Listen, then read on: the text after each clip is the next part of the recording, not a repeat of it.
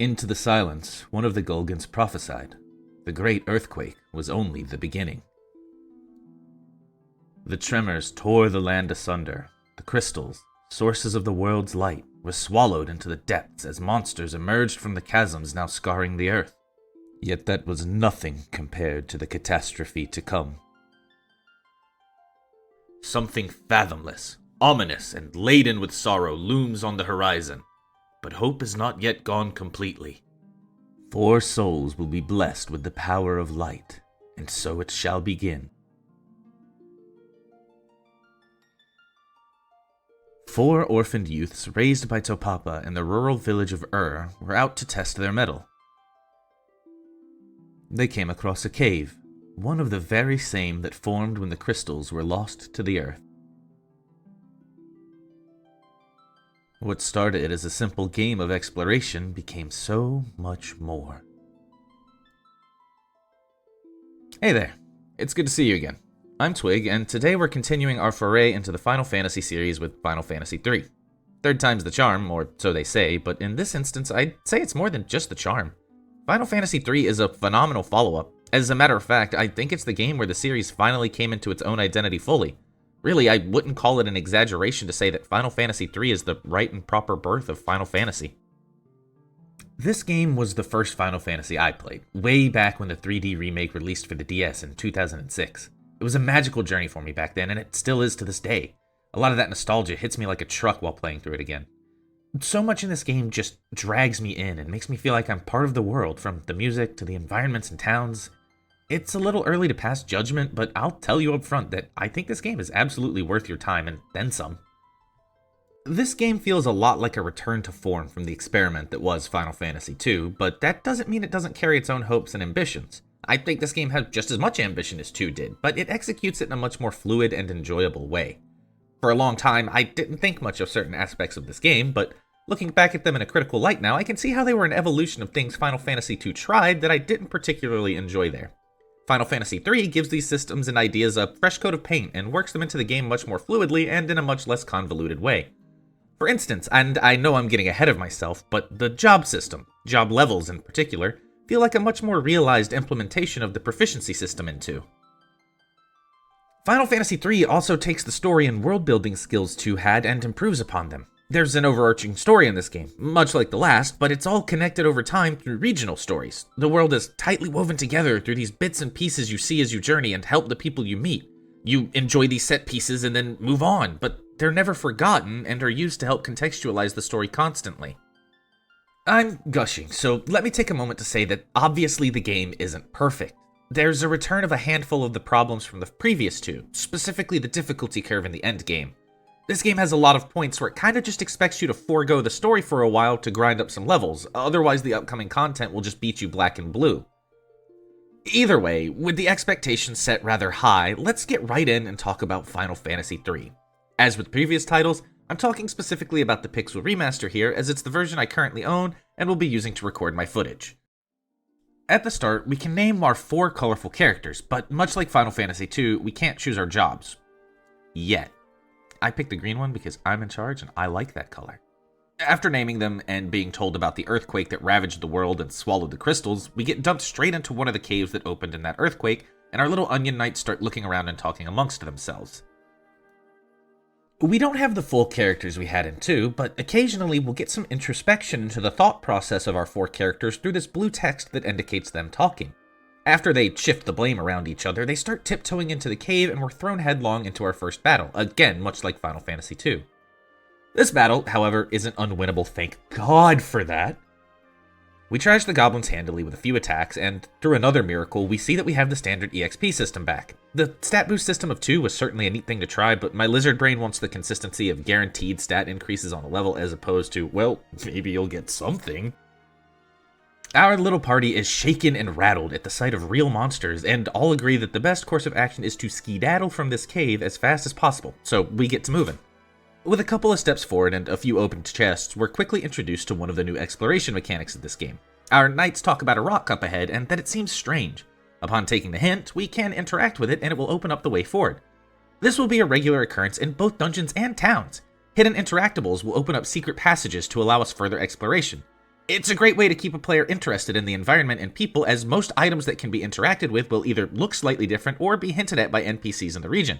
We tuck this information away in our head and get back to spelunking. We pick up an Antarctic wind or two, as well as some shields on our way up, and eventually our little troop stops us again to point out a pond off to the side. The color is off according to them, and they dare each other to take a sip. Thankfully, the water is not poisonous and rather functions like an inn, and heals us up, restoring our HP and non-existent MP. With that invigorating boost, we can keep looking for an exit. A staircase takes us deeper into the cave rather than out, however, and we wind up in the Wind Crystal Shrine. We try to approach it, and more importantly the exit behind it, but we get ambushed by the shadows that were waiting in the wings. They surround us and we're sent into a boss battle against a land turtle. This could be dangerous, considering we're only level 2 with a couple of daggers and no magic. We learned last game that turtles are weak to ice, so if only we had a caster on hand. While we don't have a mage yet, or magic for a mage for that matter, we do have those Antarctic winds we picked up earlier. They each function as a damaging ice item, the equivalent of a Blizzara, and we can easily kill the land turtle with one of those and a couple of dagger swings. With the beast out of our way, the exit is clear, but before we can make it out, the crystal calls to us. It tells us that we have been chosen, and that it is giving us the last of its light and hope so that we may dispel the darkness choking the world. We take heed of its word, and accept its light into us, giving us power unimaginable.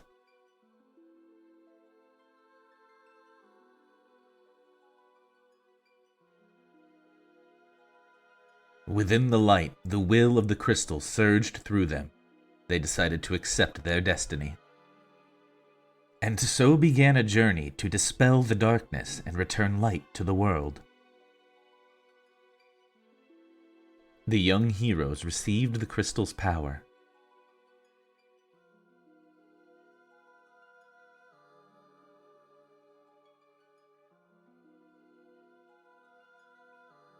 And with it, the world's last light of hope. That is to say, our first set of jobs in Warrior, Monk, White Mage, Black Mage, and Red Mage. All familiar jobs, as they were 5 out of the 6 jobs in the original game. Before we break them down for posterity's sake though, let's break down the job system introduced in this game. At any point during the game, as long as you aren't in combat, you can open the menu and select jobs. Picking a character will take them into a list of jobs you currently have access to, and you can change them to whichever you please and re-equip them with the right tools for their new trade. This system is what Final Fantasy III builds its gameplay around. You, as the player, are expected to use this system to overcome various challenges by switching up your party composition to fit the needs that arise, and in doing so, you'll be rewarded with generally much easier fights. The game will also do a pretty good job at hinting which jobs will make an upcoming scenario easier, whether it be through NPCs telling you outright, or through some of the optional dungeons found scattered around the game. That's another thing that's new to us at this point in the series, I think. Optional dungeons. Every so often we'll run into a dungeon that won't progress the story, but will house some pretty substantial rewards in either gear, magic, or even jobs near the end. These also help alleviate the level gaps and make it feel just a bit less grindy as you work to overcome them, so I find them pretty helpful all around. Each job has its own stats and abilities to consider when building a team. The good news is that the stats are only dependent on your character level and which job you pick, so even if you've had a character as a warrior for 10 levels, you can change them to a black mage and they'll have the same casting potential as a character who's been a black mage since you got the job. The only stat that won't change as you change jobs is your HP, which is dependent on your stamina when you level up. Looking at our current job list, we can start with the Onion Knight. It's our default job and doesn't have much to offer in ways of specialties or command options, but it does have a hidden power. The Onion Knight is incredibly weak until the player gets into the 90s, where the job stats begin increasing incredibly fast and reaches 99 for every stat when maxing out at level 99. Unfortunately, that's one insane grind. The final boss will default most likely between levels 50 to 60, so that's quite a bit of extra grinding, and every job ought to be easily outpacing it at that point. From the Wind Crystal jobs, we can start with Warrior. Warrior is a simple job providing no command to use. It functions similarly to the Warrior from Final Fantasy I. It's simply a physical powerhouse that can take hits as well as dish them out. Our other physical job from this crystal is Monk. Much like Warrior, it draws heavy inspiration from its Final Fantasy I counterpart, though this time its abilities are tied to its job level rather than solely its stamina. As its job level increases, so does its unarmed attack bonus, though the weapons you get for a Monk will likely outpace that bonus all the way up till we replace it. Next up, we have Black Mage, which again is a repeat of its initial appearance. Capable of using Black Magic level 1 through 7 depending on your character level, not your job level. Black Magic in this game once again covers offensive and debilitating magics, and offers no buffs this time around. Since we're on the topic of magic, let's go ahead and mention that there are only 3 spells for Black and White Magic per level in this game, which makes it much less of a choice of what to get. It's also possible to remove a spell from someone and give it to someone else, making it handy for swapping spells around when changing jobs. Following in our footsteps from the past, we have White Mage next. White Mage follows the same formula as Black Mage, being able to use level 1 through 7 of its respective school of magic based off character level. White Magic once again covers our restorative and recovery magics, with a few buffs sprinkled in here and there. Sadly, Dia is still missing, but to make up for it, White Mage does have a few more offensive options this go around. Our last job from this crystal is Red Mage, once again confusing me on how colors work. In this version of the game, Red Mage is capable of casting white and black magic up to 5th level. To counteract their lack of casting capability, they're capable of using a multitude of swords, with a few that are even specific to them. Sadly, Red Mage still falls short of the mark when you compare them to any of the dedicated classes. While we're talking jobs, let's go ahead and mention that the formation options from the previous game are back. Once again, a character in the front row will take and deal more physical damage, and one in the back row will take and deal less physical damage. Unlike Final Fantasy II, you'll likely be swapping characters in and out of rows based on your current party makeup, so it winds up being a heavy part of your strategy this go around. With the basics covered and our basic party formed, we can finally get out of this godforsaken cave. Our hometown of isn't far away, thankfully. A short little walk south will have us in the safety of the village in no time. While here, we can do our usual early game shopping, but the only spell for sale is Poisona. Still, early game preventative measures against status ailments are always nice. On the item side of things, it's interesting to note that we now get discounts if we buy in bulk, which makes it much easier to keep potions stocked. Talking around town, we catch a rumor of a cure spell in a shed to the north, so we take the path that has some wandering goblins out there to pick it up. Once there, we get another taste of the interactive environment, with an old man telling us to pull the candle on the far right to reveal a hidden passage. If you pull the wrong candle, you'll get a little text box of your character saying ow, but I don't think it actually does any damage. Once we reveal the passage, we get a taste of the next bit of enhanced exploration this game has to offer: hidden passageways. Occasionally you'll see a bit of wall that looks just a bit wrong, like it's cracked or not all together. These will often lead into an invisible passage that lets us find even more loot and goodies, usually treasure that's just a cut above what you can find lying around. The map in this version can sometimes give it away by showing an island floating out in the distance, but I learned that apparently you can just turn the map off with the start button, so if it bothers you, there you go. This passageway leads us to a doorway that takes us upstairs, where we can collect our loot in the form of a few pieces of starter gear and the cure spell we were told about. We teach that to our White Mage and dip back out into town. There's one more thing to talk about before we head back onto the world map, and that's items hidden around town. Occasionally, you can nab some items either from the ground or someone in town simply by interacting with the square or talking to the person who gives them, so once again, it's worth exploring every town and talking to every NPC. Once we get all of our exploration out of the way, we can head over to Town Hall to talk to Elder Topapa, the foster father of our party. In Town Hall, there's two fountains we can drink from. The one on the right will resurrect all fallen party members, and the one on the left will restore all of our HP and MP. This is free so long as we're in the area, or any area that has these springs, so we can save money by using them instead of ends. After we take a sip, we try to tell Topapa what happened, but it seems he's already in the know. He gives us a pep talk and tells us to make use of the crystal's power and vanquish the darkness looming over our land. With our father figure cheering us on, we can make for the world map.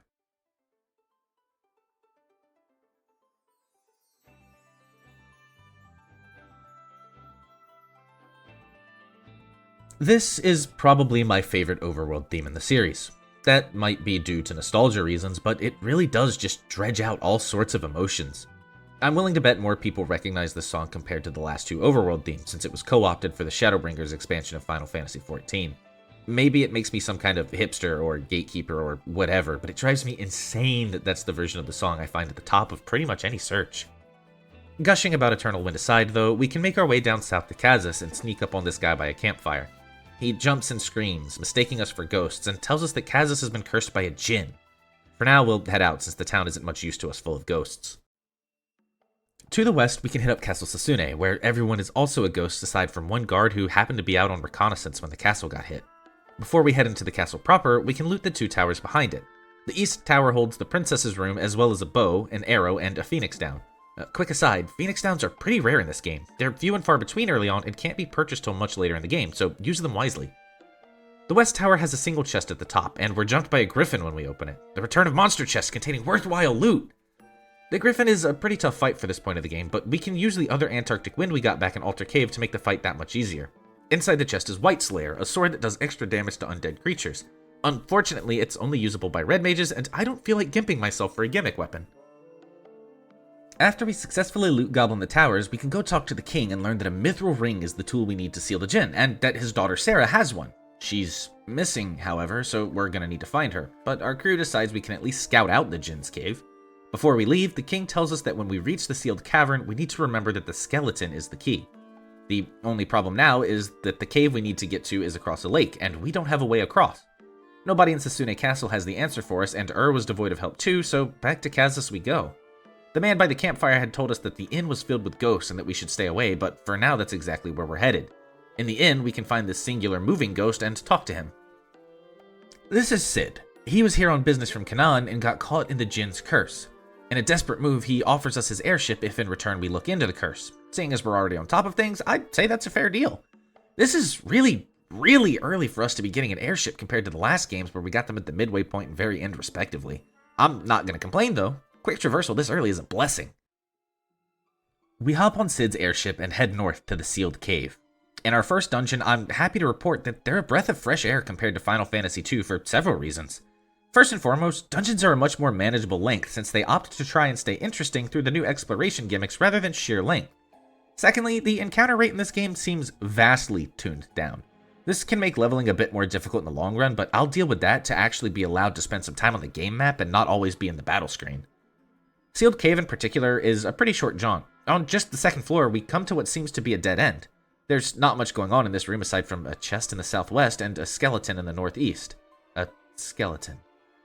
Now, where have I heard about a skeleton? Ah, right. It's the key that King Sasune mentioned. We can interact with the skeleton to unlock a secret path and meet up with Princess Sarah. She came here in an attempt to stop the djinn with her mithril ring, but the monsters have been putting up too much of a challenge for her. We try to send her back to the castle for her safety, but she protests and we relent in the end due to our need of her mithril ring. With the princess in tow, and a very stuttering tow I might add, we can keep delving deeper into this sealed cave in search of the djinn. As I mentioned earlier, it doesn't take long to get to the end of this dungeon, as the djinn is waiting for us at the end of the third floor. Princess Sarah approaches him with the mithril ring at the ready, but the power of darkness has empowered the djinn enough for him to resist the binding spell. Seems like we'll have to defeat him before we can seal him. The djinn is our first real boss, since the land turtle had no chance to even really damage us with the Antarctic winds we were given. Djinn shares that weakness to ice, so the blizzard spell we picked up in the cave gives us an edge over him. He can cast fire on a party member or just attack regularly, but given our current stats, he can actually dish out a lot of damage compared to the low HP values we currently have.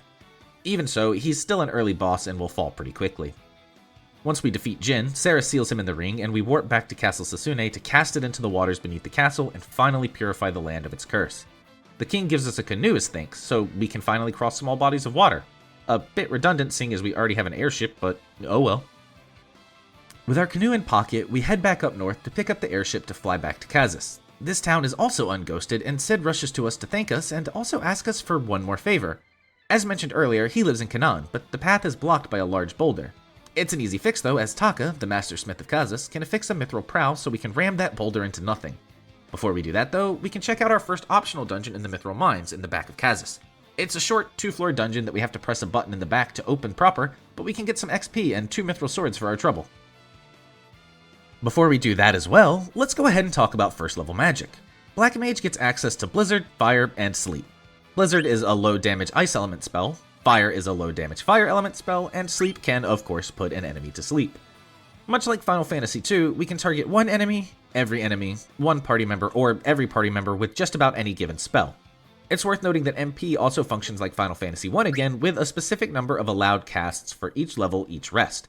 It's also worth noting that this game's MP growth is much more generous than Final Fantasy I's. Black and White mages will likely have upwards of 20 to 30 casts of level 1 magic before you upgrade their jobs. On the white magic side of things, we have Cure, Poisona, and Sight. Cure restores a small amount of HP to a single target or the party and can also be used to damage undead enemies. Poisona removes the poison status effect. Both of these spells are really nice to have with the high MP buffer and can easily help alleviate some guild burden in the early game. It's also nice that status ailments just aren't super frequent in this game anymore. Sight will reveal the world map to you, which is about as lackluster as it sounds. After that little excursion, we can hop back onto the airship and take out the boulder. And the airship. I knew it was too good to be true. There's no way they just hand us the reins to go wherever, whenever this early. Still, it's not that big a deal as Canaan is very close by, even on foot. Once we get there, Sid leaves our party and heads home to his wife. We can slink around the waterways in Canaan on the hint of this guy for some legendary medicinal herbs and find an elixir. We can get some new gear and also pick up some level 2 magic as well. Black Mage gets access to Thunder, Poison, and Blind. Thunder is our final tier 1 elemental spell, dealing low lightning damage. Poison deals light damage with a chance to inflict the status ailment of the same name. Blind also inflicts its namesake status ailment to enemies, making it useful for melee heavy fights. White Mage actually cannot get any of its level 2 spells here in Canaan, but we'll be getting them all soon enough, so let's go ahead and cover them. We get Arrow, Mini, and Toad. Arrow is White Mage's new damaging spell, dealing light wind elemental damage, which will do increased damage to flying enemies. Mini and Toad will both inflict and cure the status ailments of the same name and act as instant kills against enemies, but they also have some use outside of battle, as we'll see soon enough. Once we nab the spells and the elixir, we talk to the townsfolk of Canaan. On the north side of town, we can meet up with Sid, who tells us his wife has fallen ill. He laments that if only he had an elixir, that he'd be able to help her. Begrudgingly, we part with our only recently acquired ambrosia, but it's honestly worth it. Elixirs will be plentiful enough later, and the small heap of loot Sid offers us makes up for it at this stage of the game. In another house, we can find another sick woman lamenting a man named Desh who's headed out to Dragon's Peak. Without any other real leads in town, we can head over there, and before we can properly enter the map, we see a great dragon descend to the peak. Hope we don't run into that guy. Dragon's Peak is a fun hike up the mountain where we can pick up some gold needles for the few enemies that can inflict Petrify, as well as the spell Arrow. We're blessed in the fact that petrified party members can still get XP in this game at least, so it's not that bad of a status ailment if we can't cure it immediately. When we finally reach the summit, the thing I didn't want to happen immediately does, and we're scooped up by the dragon and placed into its nest with some hungry-looking babies. Alongside the babies, we can find some rustling material, and interacting with it introduces us to Desh, the green-haired amnesiac. He taunts us for getting caught by the dragon before we remind him that he too was caught by the beast. Our introductions are interrupted by the dragon returning for mealtime and... Bahamut? It's good to see you, man. We missed you in the last game. It doesn't look like he missed us, though, or that attack for that matter. Let's get the hell out of here. I actually like this a lot compared to the unwinnable battle 2 started with. Our goal isn't to die and get sent elsewhere, it's to actually escape with our lives. Once we somehow escape from the King of Dragons, we jump down from the peak and wind up a lot farther away from the mountain than I would have expected. We've got to be pretty damn sturdy to survive that fall too, because we don't even have the jump job yet. Either way, we can stop into the forest nearby and meet up with a gnome who tells us his home is nearby, but there's no way to enter it at our current size. Thankfully, Desh gave us the mini-spell, which we can use to miniaturize our party and enter the gnomish town of Tozus. There's nothing new to nab here, so we can head right to the back of town to meet up with the gnomish scholar Shelko, who's sick in bed. We can give him an antidote, which I guess is the equivalent of Pepto-Bismol, since it cures actual poison as well as salmonella, and he'll give us access to the Tozus Tunnel that will get us over to Maralka Basin. Tozus Tunnel is where we really have to start playing around the job system if we want to not have a really bad time. Since we're mini right now, physical attacks will only ever do 1 damage. We picked up a few extra level 1 Black Mage spells along the way so that we can switch our 2 physical attackers to Black Mage for the extra, and to forgive the pun, firepower. We gotta remember to swap those guys to the back row when we change their job too. No need for them to take unnecessary damage. On the other side of the tunnel, we'll emerge from the forest and have a cave dead ahead. We could unmini ourselves at this point, but there's no reason to just yet. For now, we can head into that cave and find ourselves in Vikings Cove. The Vikings here, who look a lot more like pirates than Vikings, are all in a funk and a half. The Nepto Dragon has been rampaging in the local seas and has destroyed all of their ships except for one, the Enterprise. The boss Viking even says he'll give us that ship if we can calm the rage of the Nepto Dragon. We can also find all 3 3rd level black magic spells here, Blizzara, Fyra, and Thundara. They each do medium elemental damage of their respective element, ice, fire, and lightning. We should have some level 3 spell slots coming up soon, so we can divvy them out amongst our 3 current black mages if we want to be smart. The footage says I was not. We won't be seeing the new white magic until we get the ship, but to keep magic grouped together, we can go ahead and talk about them. Cura is the upgraded version of Cure, naturally, and restores more health than the previous spell. Blindna is a status removal spell for blind that shows up a bit too late to be useful, as eye drops are already a common commodity and can be purchased for relatively little gil. Lastly, we have Teleport, which once again takes us out of the current dungeon we're in, or fight if it's escapable. After we plunder the plunderers, we can head out of the cove to the north to see an old temple sitting on the peninsula. This is the Nepto Temple, and inside we can see a statue of the Nepto Dragon with one of its eyes clearly missing.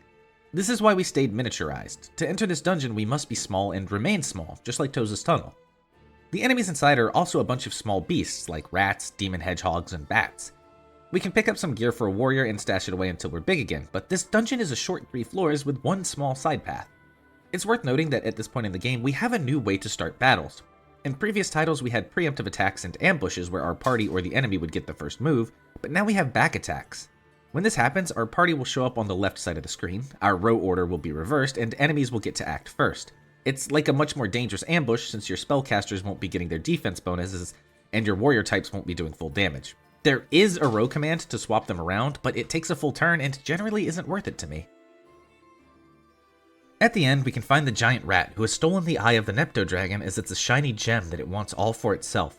We fight the rat, which has magic capabilities comparable to our own at this point, and take back the eye when we defeat it. A quick little stroll back through the beasts, back to the entrance, and we can place the eye back in the socket where it belongs after unshrinking ourselves and fixing our jobs. The Nepto Dragon speaks to us from the statue as we do, and thanks us for returning its eye. It informs us that the eye isn't just a gem, but its soul incarnate, and without it, it cannot properly control its physical form. Kind of like a phylactery, I guess. It also gifts us the Fang of Water, telling us to use its power to destroy those obstacles that block our path, but that's not going to be relevant for quite some time for now, so we just have a pretty fang. Before the serpent grows silent, it adds to the list of characters that have thrust the hope of the world onto us with a final plea. Returning to Viking's Cove, the mood is much more jovial. I'm not really sure how they know we've succeeded with them too scared to sail and us having just returned, but whatever, I guess. The Viking Boss reminds us of our deal, and we've scored ourselves a proper ocean vessel. We could have taken the Enterprise earlier, but any attempts to sail would have run us into the physical body of the Nepto Dragon, and it would have thrashed us handily, much like Bahamut earlier. Sadly for us, even if we managed to beat him, he would just come back again and again. Kind of like those captains from the Dreadnought in 2, but with no chance of actually winning this time. Much like Final Fantasy I, our boat is locked between several masses of land since the only way out is currently besieged by a whirlwind. For now, we can check out the surrounding areas though. To the south is a village very reminiscent of Melmond, except this one is actually being ransacked. Tokul is absolutely battered and beaten, and even the residents are terrified of any strangers. These two old men at the entrance will take off with a scream about how they have nothing of value left if we talk to them. There are a few items lying around the place though, and they are generally upgrades to our current gear. Once we comb the grass, we can go talk to the mayor who tells us that the soldiers have been descending upon the village from the west and dragging supplies and able-bodied workers back there with them. There's not much we can do right now, sadly, as their fortress in the desert seems to be moving and we can't enter it. Leaving Tokul in the area for now, we can head farther up the coast and see a castle, Castle Argus to be exact. It's currently empty, but there are a few things here worth checking out. There's a side path that can be opened with this golden torch that will net us a lot of gil and some locked doors on the top floor, but we don't have any kind of key or way to get into them right now, so we can head back on the main path. On the top floor of the main path, we can find 2 springs out along the parapets. The one on the left is our resurrection spring, and the one on the right is our healing spring. As such, this place will function as our base of healing for a while, since we will be operating in the area. Heading west to the mountain passes, we can find 2 locales. The first is a chocobo forest. These majestic horsebirds make their triumphant return, and there's more than one forest in this game to make use of. We can ride our new friend to the south, where we can see a lake across the mountains with a massive fish swimming in it. Something to keep in mind for much, much later. For now, we can head into this cave and visit Gulgan Gulch. The folks here give us some exposition. They are Gulgans, as they tell us, a race born with no vision but a kind of sixth sense that allows them to see bits of the future. They serve the Wind Crystal and can sense that its power and light has been bestowed upon us, making us the Warriors of Light. I missed having that title, I'm not gonna lie to you. He then tells us that we must visit the other 3 crystals of Fire, Water, and Earth and also receive their light. One of them will recite the intro cutscene for us, which is honestly kind of neat since the intro told us that it was a Gulgan prophecy. I like that attention to detail. The next couple of guys give us some real cryptic hints such as a future of light and darkness that isn't set in stones or that the living woods are calling to us. The next guy tells us that they've hidden away here for their whole lives as those who can see fate shouldn't dare try to influence it, but that doesn't make much sense since they're trying to tell us what to do right now. Maybe it doesn't count since we came to them? Oh well, it's not my place to tell them how to handle their powers. Our last 3 thankfully give us some solid direction to work on. The first one tells us that when crimson flames threaten the tower's destruction, he who alters fate's course will awaken to his destiny. I'm not really sure who that is, but there is a tower north of Castle Argus, so that's a lead at least. Moving on, the next Gulgan tells us that he senses the fire crystal's power on the island of dwarves. Good thing there's only one proper island on our world map to check out. Unfortunately, it's gated behind that whirlwind, so we have to figure that out first. The last Gulgan on this floor tells us that the Earth's power sealed away the other 3 sources of light, so the Earth crystal may have been sealed in a similar fashion. Even having beaten the game, I'm not 100% sure what this guy is talking about, but oh well, I guess. Downstairs, we have one more Gulgan to talk to. This one says he's been expecting us, which I guess confirms my theory from earlier that the Gulgans aren't tampering with fate by us coming here of our own volition. He tells us that Desh's destiny awaits him to the north in the Tower of Owen, and he also gives us Toad, finally rounding out our second level of white magic. We do a little grinding to round out our levels and make for the Tower of Owen. Back when I was a little kid who probably ate crayons between glue bottles to cleanse his palate, I thought this was the final dungeon of the game because it took me so long to get here. Nobody tell him. Still, I have a lot of memories of this dungeon and how much it honestly scared my dumb little self. We can repress those for the time being, head inside, and turn ourselves into toads to enter through the sewers. Unfortunately for us at this point in the game, we don't really have easy access to Maiden's Kisses, so we have to waste another spell slot to get ourselves back into human form. Once we're slightly less slimy, we can start our ascension only to be stopped by a voice from above. Welcome to the Tower of Owen. I hope you like it here, for it shall be your final resting place. These little monologues taunting us probably fed into my delusions of this being the end of the game as a kid. It's honestly kind of cool to have someone taunting you as you ascend to face them. We didn't really have any of that in 1, and only occasionally had Mateus taunting us in 2, so it's neat to have someone prepping us to beat them into the ground here. Desh remarks that this place looks familiar, and we continue our trek. The Tower of Owen is when it really gets set into my mind that this game goes above and beyond the already incredible environment design of the previous games. We've had the caverns deep below the earth in Altar Cave and Sealed Cave, the towering mountain ranges of Dragon's Peak, the plant-covered tunnels back in Tosis, the sacred depths of the Nepto Temple, and now the mechanical bellies of the Tower of Owen. We've been around the world at this point in regards to environments, and we haven't even left the starting sea. Continuing up the tower, we can make short work of most enemies in here seeing as we took the time to level a bit beforehand. On the 4th level, the voice from above laughs at us and Desh comes to a revelation. He claims he is an ancient, but we don't really get any extra explanation on that just yet. Your souls shall wander these sodden halls forever. On the 5th floor, we get taunted yet again by the mysterious voice. Desh pushes us aside and looks around the floor before telling us about a hidden switch here on the 8th section of wall from the left. Sure enough, we can interact with that wall segment and open up a secret passage to continue our ascent. Things finally come to a head, as it were, on the 10th floor where we run into Medusa, who seems to be making a mess of things. She tells us that her master, Xandi, sent her here to destroy the tower and plummet this continent out of the sky, which is a pretty casual drop that the continent is floating. You can see it early on if you walk past Tokul and across the desert to the west. There's a sea of clouds floating beneath the edge, giving it away, but if this is your first stop rather than the outer ring, this is really a massive revelation. We, of course, won't stand for this, so we engage Medusa in battle. This sprite, or rather the 3D model from the DS game, absolutely terrified me as a kid, and I couldn't tell you why. She just looks kinda goofy to me now. Regardless, this is a pretty standard fight where we can just spam our higher level spells that we saved throughout the tower and beat her up with our melee attackers until she falls. She has a few mid-level spells of her own, but her HP pool is more than manageable. After throwing Medusa into the gears, we can check out the reactor that keeps the continent afloat. It's belching flames and threatening to explode at any moment, and it's here when Desh fully realizes his destiny. Not only is he an ancient, he is the last guardian of the Tower of Owen. He was meant to awaken should anything threaten the tower, but he slept for so long it scrambled his memories and left him an amnesiac. With that knowledge reclaimed, though, he can stabilize the flames and fix the reactor. From the inside. We try to stop him, despite knowing that if this thing blows, the entire continent will drop and everyone on it will likely perish, but Desh helps us to see reason and dives in like a hero. The flames calm down, he warps us out, and the cyclone that was blocking our access to the outer sea vanishes. We can now set our sights on the Isle of Dwarves and the fire crystal that the Gulgans and Desh both told us rest there.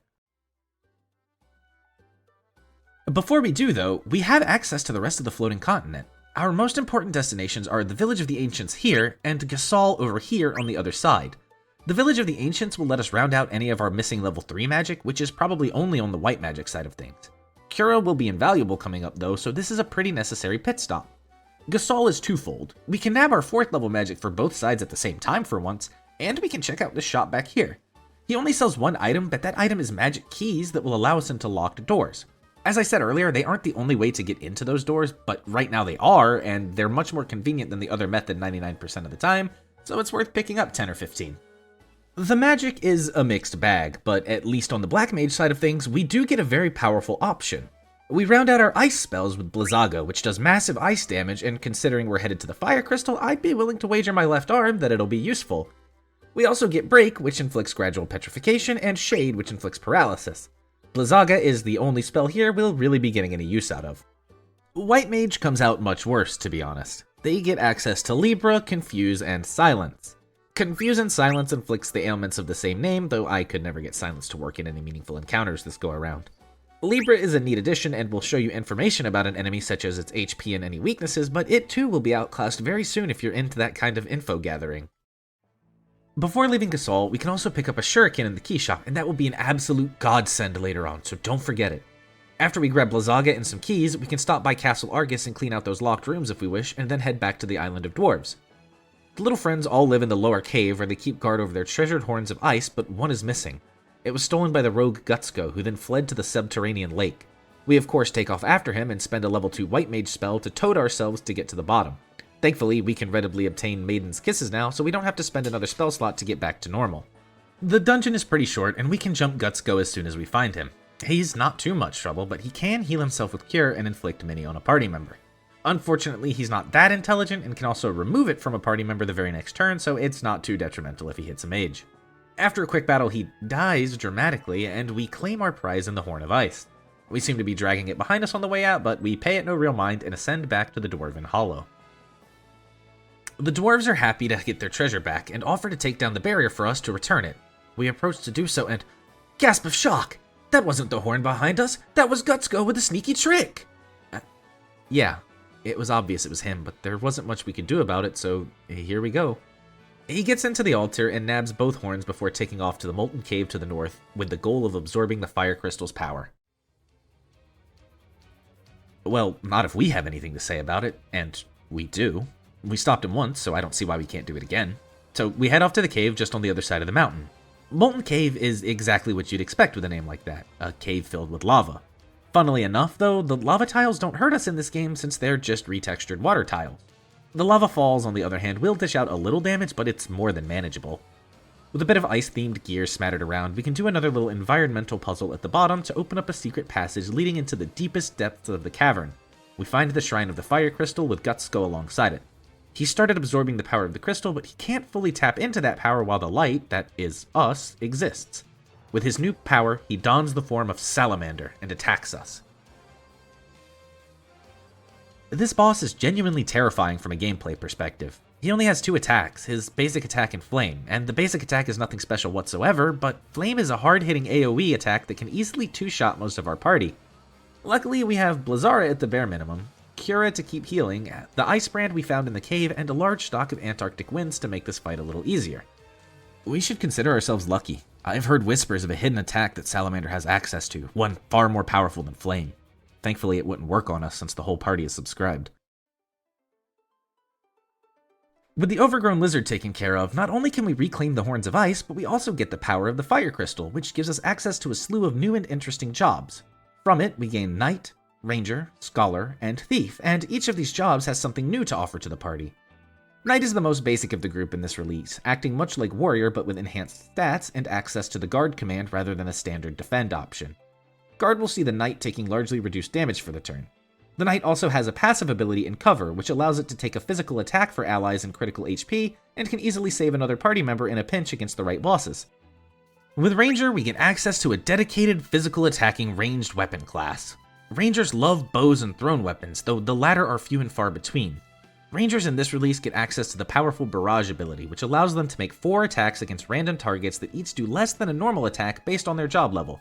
This makes them pretty darn good at bosses, as at even a middling job level, they can do about 2 turns worth of damage in one. Thief is our third physical-oriented job of this crystal, and it won't be terribly much use in battle, seeing as it only has access to low-damage weapons and not much armor. A Thief's benefit lies in the support it can offer through other means, such as the Steal command, which while not overly useful can help keep restoratives in pocket, the Scram command that makes escaping battles much easier, and if you have a Thief on the overworld leading your party, you can bypass needing magic keys to open locked doors. This is great in a pinch, but it also comes with the caveat of ruining the MP of a spellcaster if you swap them out to open a door. Our last job this crystal is Scholar, and this bookworm can get a lot done with the right tools. Scholars use books as weapons and have very limited armor, and they also can't cast magic proper in this version of the game, but what they lack in the functional field they make up for with powerful support options like the Thief. Scholar has the Study command, which functions like Libra without the need for a spell slot. They also replaced their item command with Alchemy, which will double the efficacy of any items highlighted in green, making them fantastic for throwing damage items or even as a pinch healer with a doubled potion or high potion. Once we receive our new jobs, we can work back topside and celebrate with the dwarves. They give us access to their armory, but the party is interrupted by a man from Tokul warning us about the village being raided yet again. We don't even need to take a nap thanks to the crystal healing us, so we rearrange our jobs as we desire and take off to Tokul. Once there, we're immediately ambushed and taken prisoner by the soldiers raiding the town. I'm not sure if this was some kind of trap or if we're just really, really unlucky, but either way, we're taken prisoner and thrown into the dungeon of their castle, Castle Hein. Earlier, we actually stopped off in the Living Woods and learned from the fairies that this castle was made out of the Elder Tree, the ancient living guardian of that forest. Well, now it's personal too, so we're taking Hein down and saving the tree while we're at it. In our cell, we meet up with King Argus, who tells us that Hein, the warlock now in control of this castle, was once his most trusted advisor, but turned on them after the earthquakes. Hein then fled Castle Argus, carved this tree into his own castle, and began besieging Castle Argus and Tokul. Now we, the Warriors of Light, are his latest victim. First things first, we need to find a way out of this cell.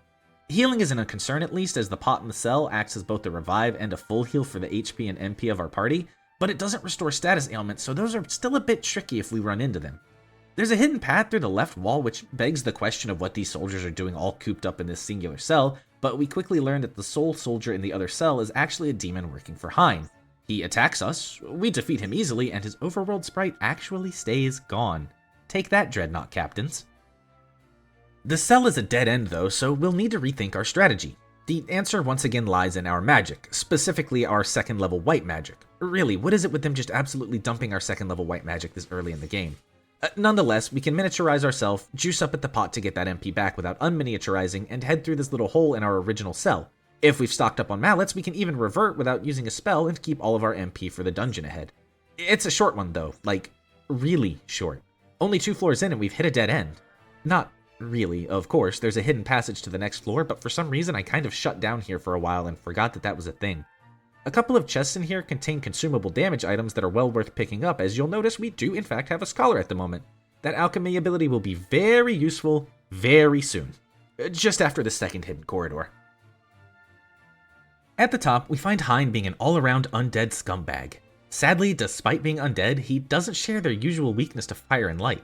In fact, Hein begins the fight with no weaknesses, but every few turns he will use Barrier Shift and change his weakness to one of the 3 elements while absorbing the other 2.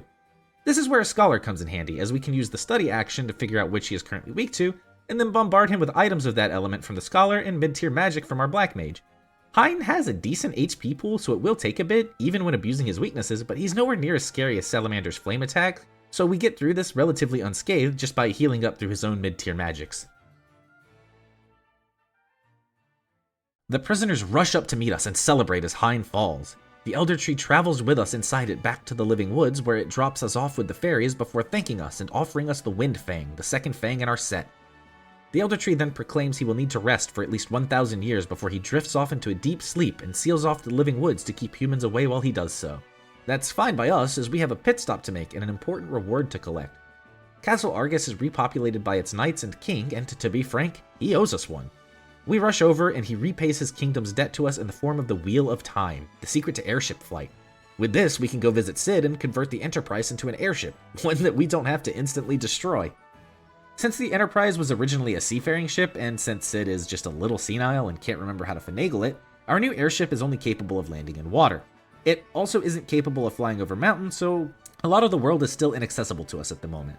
That's not a huge issue though, since our goal with this airship is to get off the floating continent and get out to the world at large. We can easily escape our aerial prison now, and we're instantly greeted by endless ocean and, like, 2 islands. This is a pretty poor excuse for an overworld. The island we can visit to the south has 2 entrances, one to the Temple of Water, which just has a shard in it, and one to the Cave of Tides, which is sealed and we can't gain full entrance to it at the moment. Far, far to the north, where something is sticking out of the ocean, but I forgot to get footage of it and didn't feel like replaying a third to half of the game to get back to it, there's a wrecked ship that we can hop onto. There's 2 chests here, one of which is the blood sword. The blood sword. Blood sword, and he's done for. So we get a preemptive strike and kill him before he even gets a chance to attack us. Oh, right. It's not absolutely broken in this game. It has a proper damage value and will heal you for half of the damage it does. Still, it's an upgrade to both our offensive and defensive options in one bundle. Aside from the war flashbacks, there's also two people in this ship. The old man tells us that most of the world is underwater following the earthquake, and that he and the woman in the bed only survived because he was on a ship at the time and found her clinging to a piece of driftwood. The woman is clearly unwell, but a potion will fix her right up. She instantly recognizes the light within us and knows we are the Warriors of Light. She introduces herself as Arya, priestess of the Water Temple. According to her, the reason the world is flooded is indeed because of the earthquake, as the old man said. It sent the water crystal into the depths of the earth, turned the people to stone, and flooded the world. With her help, though, we can take the shard from the temple to the crystal and potentially break the curse. As always, our characters protest help, especially from the still injured Arya, but we also relent as always when we realize we don't really have a choice, and Arya joins the party. A fun fact before we get moving, Arya is the first character in the series to have her own theme song. The song that plays while on the wrecked ship is called Priestess Arya. With a new friend in tow, we hop aboard the Enterprise and get moving back to the temple. There's a couple of pools in here we can use to heal if we get low while in the next dungeon, and there's the crystal shard that Arya takes before we head to the Cave of Tides. She can use the shard from the temple to open up the sealed door, and since there's no treasure in this dungeon, we can beeline it to the end. At the bottom, we find the crystal shrine, but this time we aren't instantly assaulted by shadows like the others. Arya approaches the crystal and infuses the light of the shard with the crystal itself. While she does so, though, a hooded figure appears from behind a pillar and takes a shot at the party. Arya dives towards us and takes the arrow for us, with the fiend calling us lucky, as the cursed arrow was obviously meant for us. Kraken, a servant of Xandi like Medusa before him, attacks us, and the boss of the water crystal begins. Kraken has access to Blazar and Blazaga, but also a weakness to lightning, so we can spam Thundara and Zeus's Wraths if we have them. Kraken hurts at this point, and it's evident we'll need to be grinding to keep up with the game pretty soon, since spells are pretty close to one-shotting our mages, but we can take him down with a little luck and a lot of healing. Once Kraken falls, we rush to Arya, who transfers the light of the water crystal to us, granting us 7 new jobs. With that boss defeated, we now have access to Geomancer, Bard, Evoker, Black Belt, Viking, Dark Knight, and Dragoon. This is a great spread of new and interesting ideas to the series, but some of them are a little less useful than the others. The Geomancer is one of the more interesting but sadly less useful jobs, at least in my opinion. They look like a black mage getting ready for bed, and they wield a bell as a weapon. They can't cast any traditional magic, but they have access to the terrain ability, which will cast a spell based on the area you're currently in. It's a fun little gimmick class, but it gets heavily outweighed by a traditional caster. The upside is that they don't have MP to worry about, but that's honestly becoming a non-issue pretty quickly. Bard is first introduced in this game as a class that uses instruments, specifically harps, as a weapon. They look a bit more like a druid than a performer, but they do have some interesting effects tied to those harps. Each harp carries a status with it that has a decent chance of proccing. Bard also has a slew of songs that they get based on job levels. At level 1, they get Paeon that restores HP to the party. At level 10, they get Minuet, which increases the party's physical attack and intellect. Elegy at 20, which decreases damage the party takes, and at 30, they get Requiem, which causes a random status ailment to all enemies. Up next is another new staple introduction with Evoker, our first practitioner of summoning magic. Evokers can summon any of the summons level 1 through 8 like white and black magic, and will get either a white or black magic effect from those summons. We don't have any summon magic yet, but we will relatively soon, and we will cover what we can when we get there. Next up is another upgrade, specifically for Monk, in Black Belt. Black Belts can use fist weapons, but they excel in unarmed combat as their job level increases. They also have access to the powerful Boost command, which will increase the damage of their next attack. Boost can be used multiple times in a row, the second use boosting damage even further, but a third use will cause that charged up energy to backfire and damage the Black Belt. To make them even more valuable, they have the Kick command to attack all enemies at once. Moving on with our new physical attackers, we have Viking. Viking is a job that has some neat utility to go along with its heavy damage it can dish out with its axes and hammers. It has access to the command Draw Attacks, which will draw enemy attacks to it. It has powerful class-specific armor that, when used in conjunction with draw attacks, allows them to act as an effective tank. Out of the classes from this crystal, I only really find 2 to be consistently useful, sadly. The first up is Dark Knight, which, while it will be useful, isn't yet because we don't have access to Dark Swords. Dark Swords are the only weapon Dark Knights can use, but they're incredibly effective against enemies that split when attacked and will also bypass that effect. Dark Knight also has access to the Blade Blitz command in this game, an AoE physical attack that can help finish weaker encounters quickly. The last class from the Water Crystal is one that will be useful almost immediately, as we can procure some weapons for it really early on. Dragoon is back, though without the fanfare and lore of the previous game. Dragoon is a lance-wielding class that has access to the powerful Jump command. A Jump will see the Dragoon leaping high into the sky on the first turn, removing them from the field until they return the next turn to deal 2 turns worth of damage. Jump also deals extra damage to enemies that are weak to wind, making it an incredibly good option against all flying enemies.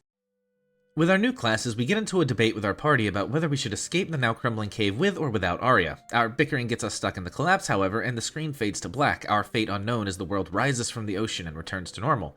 Thank the heavens our boat was at least still in the water. We awake 3 days later, according to this little girl in the town of Amur. We can pick up a few odds and ends for our new classes, such as axes for a Viking and lances for a Dragoon. Trying to leave town, though, we find that our ship is now chained to the strait it found itself in, and trying to sail or fly away won't work. Asking around town, we can learn that our ship has been chained there by Goldor, who also claims to have the Earth Crystal in his mansion. Unfortunately, we cannot get to his mansion as it is across the bottomless bog, and with no means to fly there, we'll need some Levygrass shoes to ford it. There are some Levygrass shoes in the possession of an old woman named Delilah in the sewers, but we can't get there without the permission of the mayor, as the sewers were sealed off when they became overrun with monsters. The mayor, thankfully, is receptive to our plight, though, and agrees to let us into the sewers, though our discussion is overheard by these 4 chaps through the window. They fancy themselves the warriors of light rather than us and rush off to beat us to the shoes in the sewer.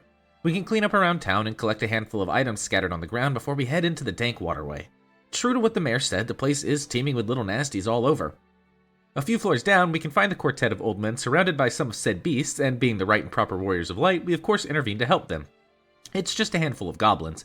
A single cast of Blizzard knocks them right out of the fight, and we're given the pass from the wannabe warriors to keep going as the real ones. At the bottom of the sewers, we can find an old woman who claims to be Delilah and oh so helpfully offers us the Levygrass shoes. She tosses us said pair of shoes, but before we can catch them, the 4 fellows show up and warn us to dodge before the shoes blow up on impact. The fellows seem to know Delilah and convince her to actually loan us the real Levygrass shoes, so we're set to go gang up on Goldor. Before we leave though, we catch a hint that Goldor's power renders him invulnerable to magic. As such, we swap our Black Mage out for a Viking since they'll do nicely as a bulldozer with the axes and Viking armor we can purchase in Amur. We hoof it over to Goldor's Manor and enter the second most over-the-top, extravagant dungeon in the game. Goldor's Manor is a bit of a puzzle. There's 4 locked doors here, and I don't have any keys on me, but there's also a path in the back. The path just leads to a row of 12 treasure chests, 11 of which are golden swords that are useless as weapons but will fetch at least a decent price back in town. The 12th is a set of wyvern claws, which are a nice pickup if you want a black belt on hand for this part. To get to the actual top of Goldor Manor, we have to unlock the northeast door and slip through a hidden passageway to the actual staircase. We've already gotten all the chests in the northernmost room of this dungeon, so we can take any shortcuts we find to rush to the top to tackle Goldor and his crystal. On the way up, we'll see a small variety of enemies that all have one thing in common. They're all gold covered. It makes me wonder if Goldor was collecting various wildlife to turn into gold here somehow, or if they're all native to this manor and he just happened to settle in here. Goldor himself is also, well, gold. It's in his name. Should have seen that one coming. A knight in golden armor, as it were. He isn't immune to magic like we were led to believe, but physical damage is much more effective. He has 3 tier 3 elemental spells at his disposal and a physical attack, but he doesn't pose much of a threat to our party as we are, and goes down after a few turns of wailing on him like the coward he is. Not only is he a coward, but he's a damn sore loser too. After we defeat him, he staggers back to the crystal and claims that if he can't have it, nobody can, and shatters it with the rest of his power. I don't even want to think about the ramifications of this at the moment. Those crystals control the elements of the world, so what will happen without the Earth Crystal?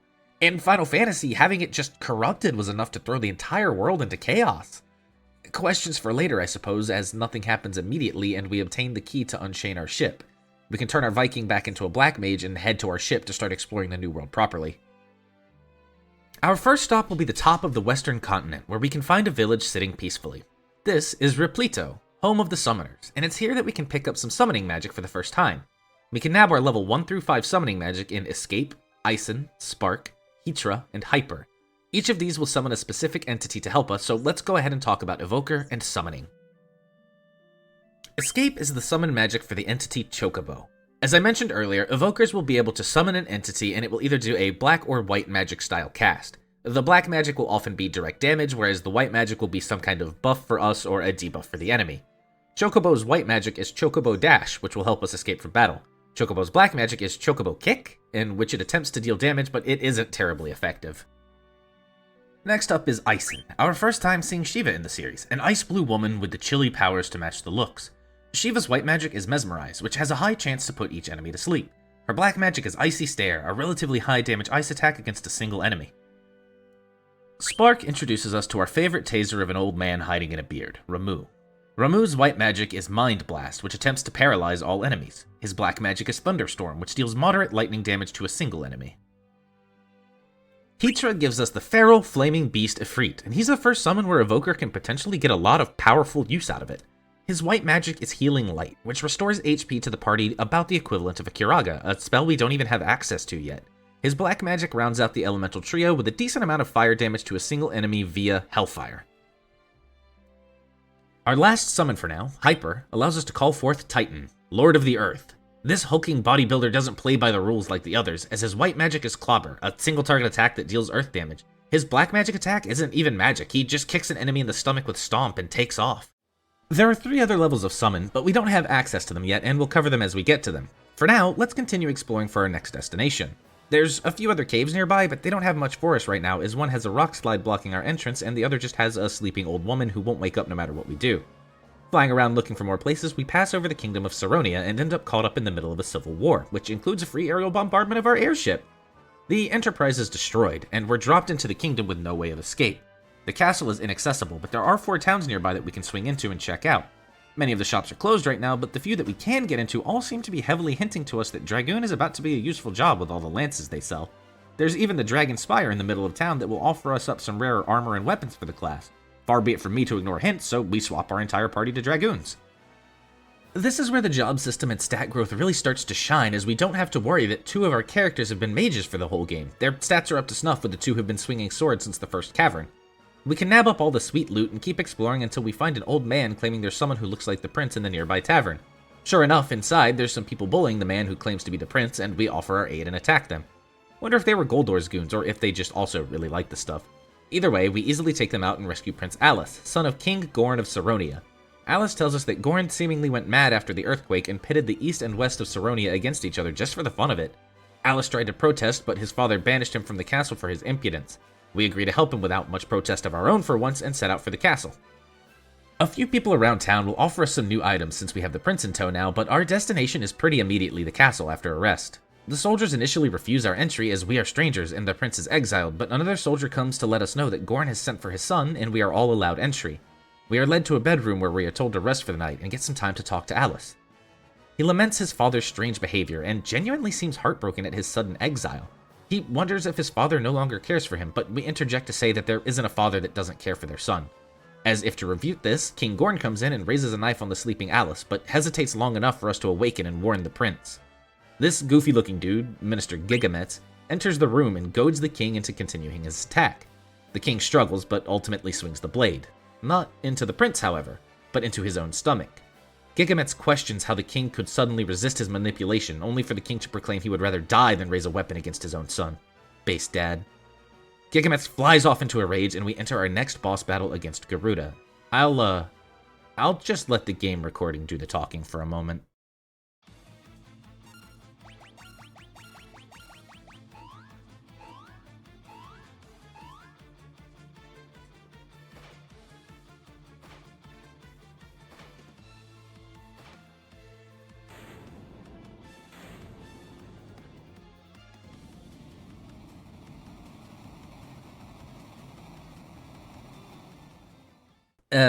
Yeah.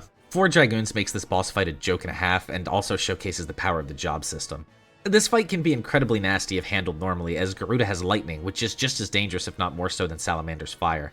Lightning will easily deal upwards of 80% of our party's HP, so it's very difficult to out-heal, and Garuda has a relatively beefy HP pool of its own for this point in the game at 7,500. Trying to fight it without Dragoons is less than recommended. With Gigamet's defeated though, Gorn is free to reclaim his mind, but it's obvious his body is not going to make it. With his dying breaths, he apologizes to his son and hands him his crown and the kingdom. Alice is clearly devastated by this, but has the mental fortitude to carry on and be the king he must. Heavy is the head that wears the crown. As a reward, we can now explore the castle and hopefully find a way out of Saronia. Thankfully, the scholars offer us one in the form of the Nautilus, a new and improved airship that is both much faster than our old one and can actually land on land. We gratefully accept it and get ready to explore once more. With it, we can now access the Dog continent that was off limits earlier due to the high headwinds coming down from the mountain pass. Before that though, we can pick up some level 5 magic for our white and black mages. Black Mage gets its final lightning spell in Thundaga, Erase, which can dispel a beneficial magic from an enemy, and Raze, spelled R-A-Z-E, which instantly kills weak enemies. The way the game calculates this is if an enemy is 3/4 of our level or less, Raze will work on it.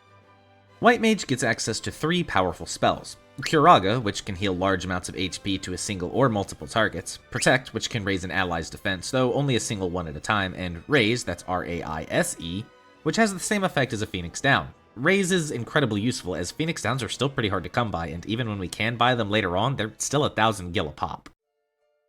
With that handled, we head to the Dog continent and cruise up through the mountain pass where we start getting airship encounters. I think it's actually pretty neat that certain areas have enemies that can attack even while on the airship. These areas are spread out far enough that it's never really intrusive to travel, and it adds a bit more to the ecosystem of the game. Once we cross through the valley, we arrive at another mansion, Doga's Manor this time. We've heard that name before. Doga is one of the great mage Noah's 3 disciples, Noah, Une, and Xandi. Given that Xandi seems to be causing a lot of trouble, it's safe to say that the students have had a falling out of sorts, and we've been left to clean up that mess. Upon entering Doga's Manor, we set off security and are instantly surrounded by the most vicious of creatures, Moogles. This is our first introduction to the fuzzy little guys, but they don't play much more of a role here than as Doga's servants. Doga, the great mage that he is, quickly realizes that we are the Warriors of Light and comes to greet us personally. He then gives us some more information on the disciples of Noah. Une, Xandi, and himself were all given gifts by Noah when he died. Doga was given mastery of Noah's magic. Une was given command over the dreamscape, and poor Xandi was given the gift of human mortality. Perceiving that as a slight, Xandi then took the power of the Earth Crystal and submerged the world in darkness in an attempt to gain an even greater power than his master. We exclaim that Goldor has destroyed the Earth Crystal, to which Doga just laughs. That sham of a crystal was merely a rock that the old mage had enchanted to produce gold, and the real Earth Crystal still lays hidden away in its altar. We can breathe a sigh of relief, but only for a moment as Doga explains that Xandi's plan is close to completion and we must hurry to the Cave of the Circle. Before that though, we can get 6th level magic in his house. Black Mage rounds out their 3rd tier elemental magic with Firaga, gains a non-elemental magic spell in Bio, and another instant kill spell in Warp. White Mage finally gets an upgrade to Arrow and Aeroga, skipping straight past Aurora. They get Haste, which is usually an amazing spell, but won't be as useful as the past games, as our late game damage will mostly come from spells and abilities rather than normal attacks. Stona is also not too useful in this game, as I'm sure you've noticed that enemy-inflicted status ailments are pretty rare. We've inflicted way more on ourselves than every enemy combined at this point. To enter the Cave of the Circle, we must once again miniaturize ourselves. I don't bother changing classes this time around since this is a really short jaunt, but I do want to mention that I think it's really cool that in these mini areas we get a woodwind arrangement of the original battle theme to fit our goofy little selves. It's pretty cute. At the end of the cave, Doga enchants the Nautilus so that it can now travel underwater. We now have a 3rd world map to explore, even if it's severely limited. Doga instructs us to head to the Temple of Time, where we can find Noah's loot. The loot is the only item that can bring Une back from the dream world, and we will need her help to commandeer the Invincible. Doga then departs on his own quest to find the Eureka Key, leaving us with our new submarine.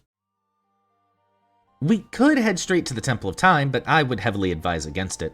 We've reached another level gate, you see, and we'll need to do some exploring and grinding before we continue. Thankfully, we do have 2 optional dungeons we can go visit, as well as 2 villages for some level 7 magic, as well as some good equipment for Bard and Geomancers if we care. We might as well go ahead and talk about Doga's village first. This magically inclined village can be found pretty close to Doga's Manor, but it's hidden away between a myriad of mountains. To access it, we must dive underwater to the northeast of the continent and travel through this underwater passageway to reach it. We can pick up any magic we've missed from level 3 to 7 here. It's a great way to stock up on any magic we might have missed, or just couldn't afford at the time. Level 7 black magic has some pretty good options for us. Drain is a damaging spell that will also heal the caster for the damage dealt, great in a pinch.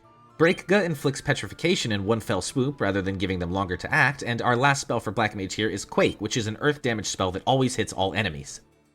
White Mage gets its final healing spell in Curaja, which is an incredibly powerful spell that will almost always top us off, even if we use it as an AoE. Reflect does as advertised and will bounce a spell off the target, protecting them from its effects. Keep in mind that this includes healing spells, so be careful not to bounce a Curaja to an enemy. Lastly, we have Isuna, which will remove any and all status ailments affecting a party member. With our last black and white magic for a long while acquired, we can head out to our other optional locales. In the middle of the world on this small island, we can visit the town of Duster. It's not got much to offer, especially since I don't use either of the classes it services, but I think it's really neat that while it's somewhat thin, each job in this game has a level of lore to go with it. Gasol, Doga's Village, Duster, Replito, and Falgabard down the road are all really nice touches to the world and make it feel that much more lived in. Once we're done sightseeing, you'll remember that we have 2 optional dungeons to tackle, and we'll start with the Sunken Cave. If we fly out here to this triangular island, we can dive underwater and find a cave entrance. Inside is a mini dungeon with some moderately powerful enemies and some good loot deeper in. Tackling this dungeon will provide us with some much needed gear, EXP, and gil without feeling too much like a grind session. Our other optional dungeon is also underwater, but it's back over here, near Saronia.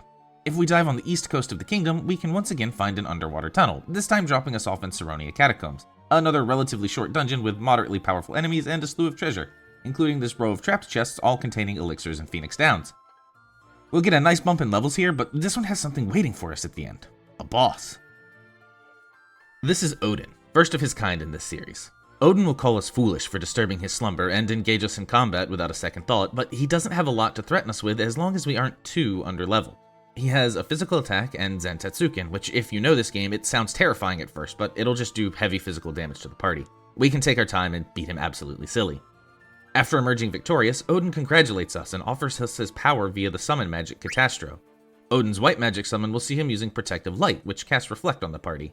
His black magic summon will call him forth to use Slash, which does physical damage to one enemy. Having cleared out Saronia Catacombs, and maybe having nabbed just a few more levels for absolute safety, we can head over to the bay south of Saronia and dive deep beneath the water to enter the Temple of Time. This dungeon is terrifying for the enemies it has in it. Many of them have access to powerful magic, the lightning skill, and we'll even see some behemoths, which act a lot like bosses, on the lower levels.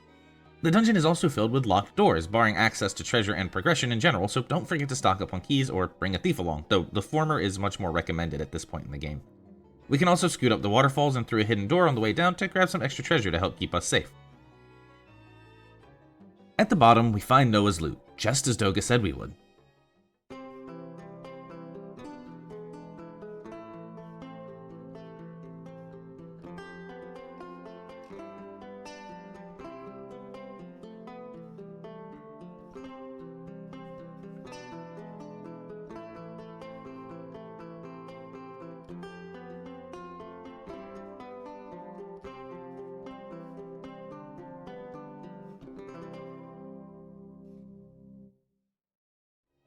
Picking it up plays a pleasant little jingle as if to affirm it is the artifact, so we pocket it and climb back out of the temple to go find Une.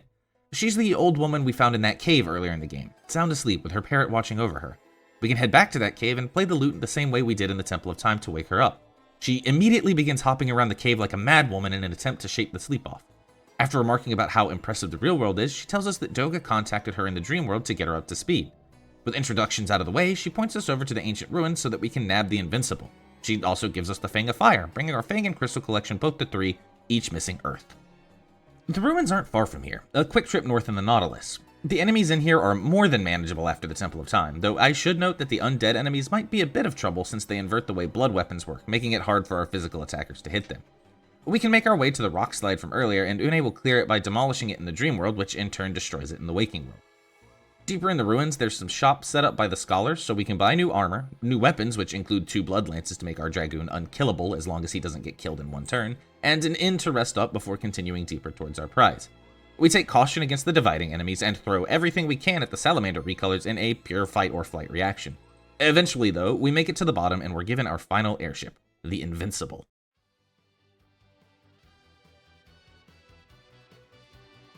This beast of an airship doesn't land. We merely disembark via a ladder when we arrive at our destination. The hulking behemoth's engines are so powerful that we can temporarily achieve greater lift and ascend over smaller mountains that give us access to the rest of the world. Inside it's another story too. Oh yeah, did I mention that this thing has an inside that you can actually walk around? It has shops that provide level 7 magic in case you haven't been to Doga's village, standard find consumable items from across the game, and some good late game weapons and armors to put on a class if you want to get started using it. We can even finally pick up some dark blades for a dark night. We have a bed for free resting, though we still need to provide the revive for a full heal. We even have a little area to summon Fat Chocobo, our bank, though we don't need a bank anymore since we no longer have limited inventory space in this release. With the tour completed, Une gives us a nudge in the right direction. We need the Fang of Earth from the Cave of Shadows, which is north of Amur. She then departs the party and airship to go help Doga in acquiring the Eureka Key. Despite the things I just talked about, the Invincible is much slower than the Nautilus and it can't travel underwater, so there's still use for the old airship. I think it's a really neat choice to allow us to have both and to choose which one we want for general travel between parts where we actually need one or the other.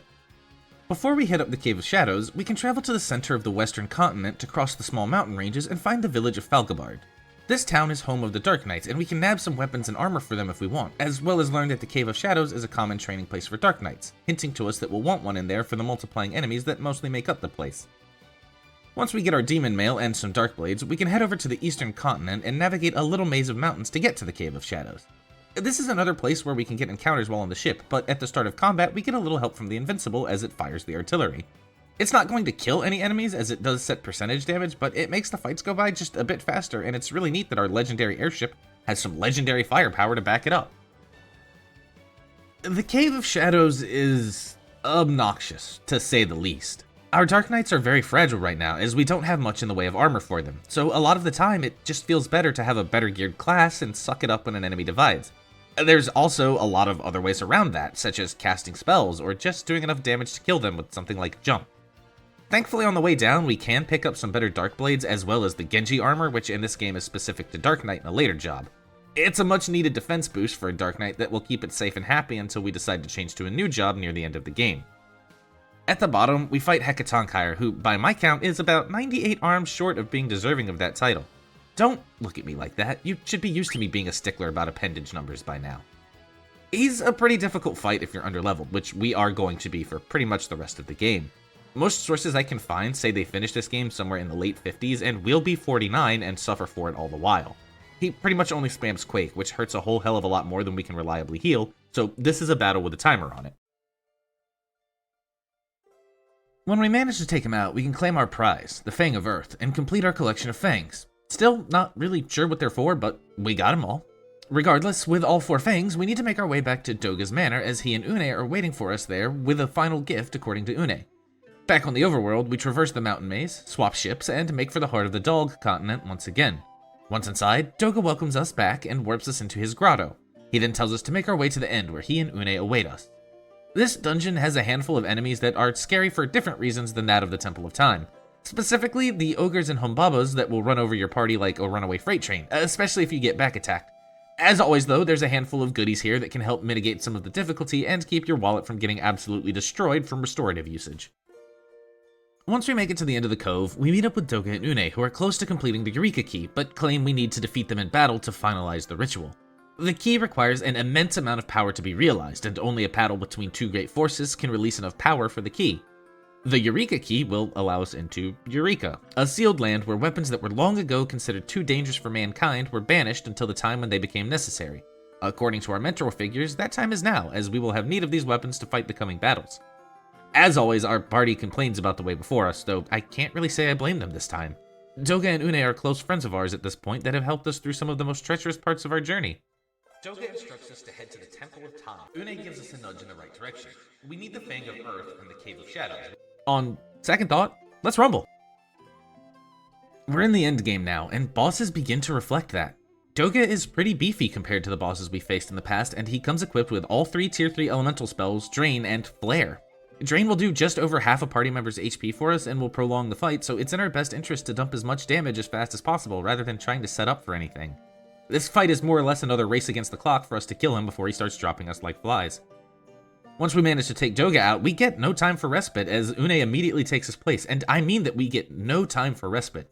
We'll enter this fight with the exact same HP and MP that we finished the Doga fight in, so it's highly likely we'll be coming in with a few party members at low HP. Une is even potentially more dangerous than Doga as she has access to Tornado, which will drop the target down to a single digit of HP if it connects, and Ice Storm, which is similar to Flame and Lightning but ice aspected.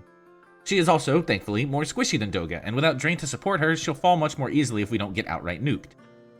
Once we fill our mentor figures, they hand over the Eureka Key, granting us access to all that forbidden weaponry if we can reach it. Doga instructs us to take the key to Circus Tower, where Xandi is attempting to call forth a great darkness to the world. He also tries to comfort us by telling us that while his physical form might fade, his spirit will remain with us always, and then he fades away. Une hands us the Circus Key next, claiming we'll need it to enter the tower. She also tells us that she'll be watching over us as a spirit before leaving us to our mission. With our mentors departed, our final destination is before us. Circus Tower. Well, it would be before us if we didn't have 2 pit stops to make back on the floating continent. We grab the Invincible and head back to our native continent to clean up just a little bit before heading into the final gauntlet. On the west half of the floating continent, near Gulgan Gulch, we'd long ago saw a lake with a giant fish swimming back and forth. Now with the Invincible in our possession, we can boost over the mountains and park to the south of the lake. With our canoe, we can paddle out there and get dropped by that fish into a dungeon beneath the waters, Lake Doer. The enemies in here are all water themed, so thunder spells will make it easy to get through if we're having trouble. The chests contain some decent loot for selling and stocking up on gil for more important items soon, and in the third area, we can see a giant sea serpent waiting for us. Approaching him gives us roughly the same speech we got from Odin. Leviathan will lend his power only to those who wield the power of light. Cue our boss battle.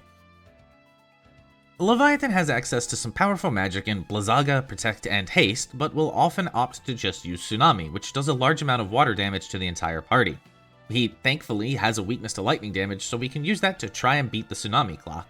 Once we defeat him, he will acknowledge our strength and confer to us the summon magic Leviath. Or is it Leviath? Leviathan is, as we just witnessed, a water-themed summon, but neither his black nor white magic summons reflect that. His white magic, Demon Eye, will attempt to petrify all enemies with a low chance of success and is considered Earth Elemental. His black magic, Cyclone, will deal wind damage to all enemies. No water to be seen, but with one stop completed, let's head to the next. On the southeast side of the floating continent, right next to Tozus, we can yet again climb over some mountains to reach another secret cave. This one is Bahamut's lair, and I have been itching for a rematch ever since he thought it was just so cool to ambush a level 10 or so party. There's some dangerous enemies in here that can inflict some nasty status ailments, but most of them are easy for us to take down with arrow and our dragoon since they're both super effective against flying enemies. Once we reach the end of the cave, Bahamut roars from outside and commands us to test ourselves in battle. This is our final warning from him, I suppose. If we go any further, we'll be fighting. Upon exiting the cave, the Great Dragon does indeed descend upon us and initiate a fight. This fight might seem scary at first, especially given that his attacks did 3,000 damage to us back at the beginning and we only have around 1,500 HP now, but let me let you in on a little secret. He's flying, and we have a Dragoon and White Mage. Admittedly, this doesn't make his attacks any less painful, specifically when he decides to use Mega Flare, which can easily deal upwards of 1,000 damage to every party member it hits. This is, again, a race against the clock kind of fight. The goal is to abuse his weakness to wind as fast as possible to take him out before he can start dealing meaningful damage. Once we do manage to defeat him, he rewards us with our first piece of level 8 magic, the summon magic Bahamut. Bahamut is a really good summon. I mean, he better be since he's the final one. His white magic is Aura, which increases the attack power of the entire party in this version, and his black magic is Rend, which instantly defeats a single enemy. He's a cool dude. A shame we don't have access to his ultra-powerful Mega Flare attack. With the King of Dragons subdued, we finally finished up our overworld journeys and can head off to our final set of dungeons. We board the Invincible and head back off of the floating continent towards the Cave of Shadows. To the west of it is a long strip of land that goes to the north and is lined with statues. If we fly through these, a barrier repels us. If we go on foot, however, our fangs will disable the statue sets one at a time, allowing us access to the final area of the game. On our approach, we see a giant crystalline tower surrounded by what looks to be a massive maze. This is the Ancient's Maze, and not only will it allow us access to the tower in its middle, but it also houses the Earth Crystal. In the altar, we're ambushed by another of Zandy's minions, Titan. He looks a little different from our own Titan, and in future presentations in other games, he goes by Phlegathon to prevent confusion. Old boy here is basically a slightly souped up version of Hecatonkire from earlier. He'll wail on us with moderately powerful physical attacks occasionally, but mostly he's going to try to liquefy our insides with quake casts. Luckily for us, we're a mite bit stronger than previously, so we can weather the quakes and claim our last crystal with... Alright, he also knows Flare. It's not going to win him the fight, but it is downright petty for him to start spamming it right before he dies. With Titan taken care of, we can finally claim our final crystal and the 3 jobs that come with it. We get access to some of the most powerful casters in the game now, with Magus, Devout, and Summoner.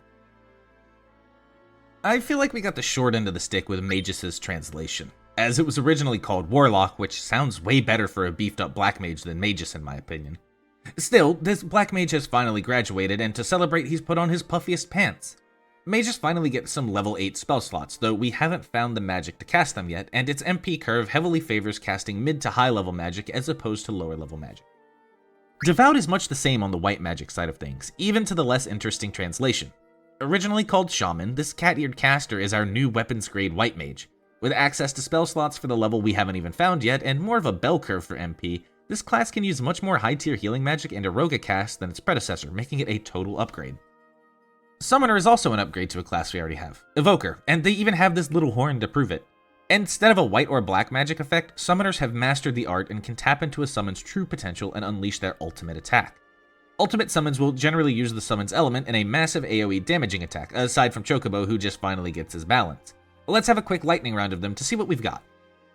Chocobo now has a proper Chocobo kick, Shiva now uses Diamond Dust, which leaves a nice coat of permafrost on all our enemies, Ramu now has Judgment Bolt to power a small city, Ifrit now has Inferno for some perfect barbecue, Titan now has Earth and Fury to mimic the earthquake that started this game, Odin now has his signature Zantetsuken to cleave all enemies in twain like the chaff they are, Leviathan now has Tidal Wave to sweep all our worries to sea, and Bahamut finally likes us and will let us use his ultra cool and awesome Mega Flare move.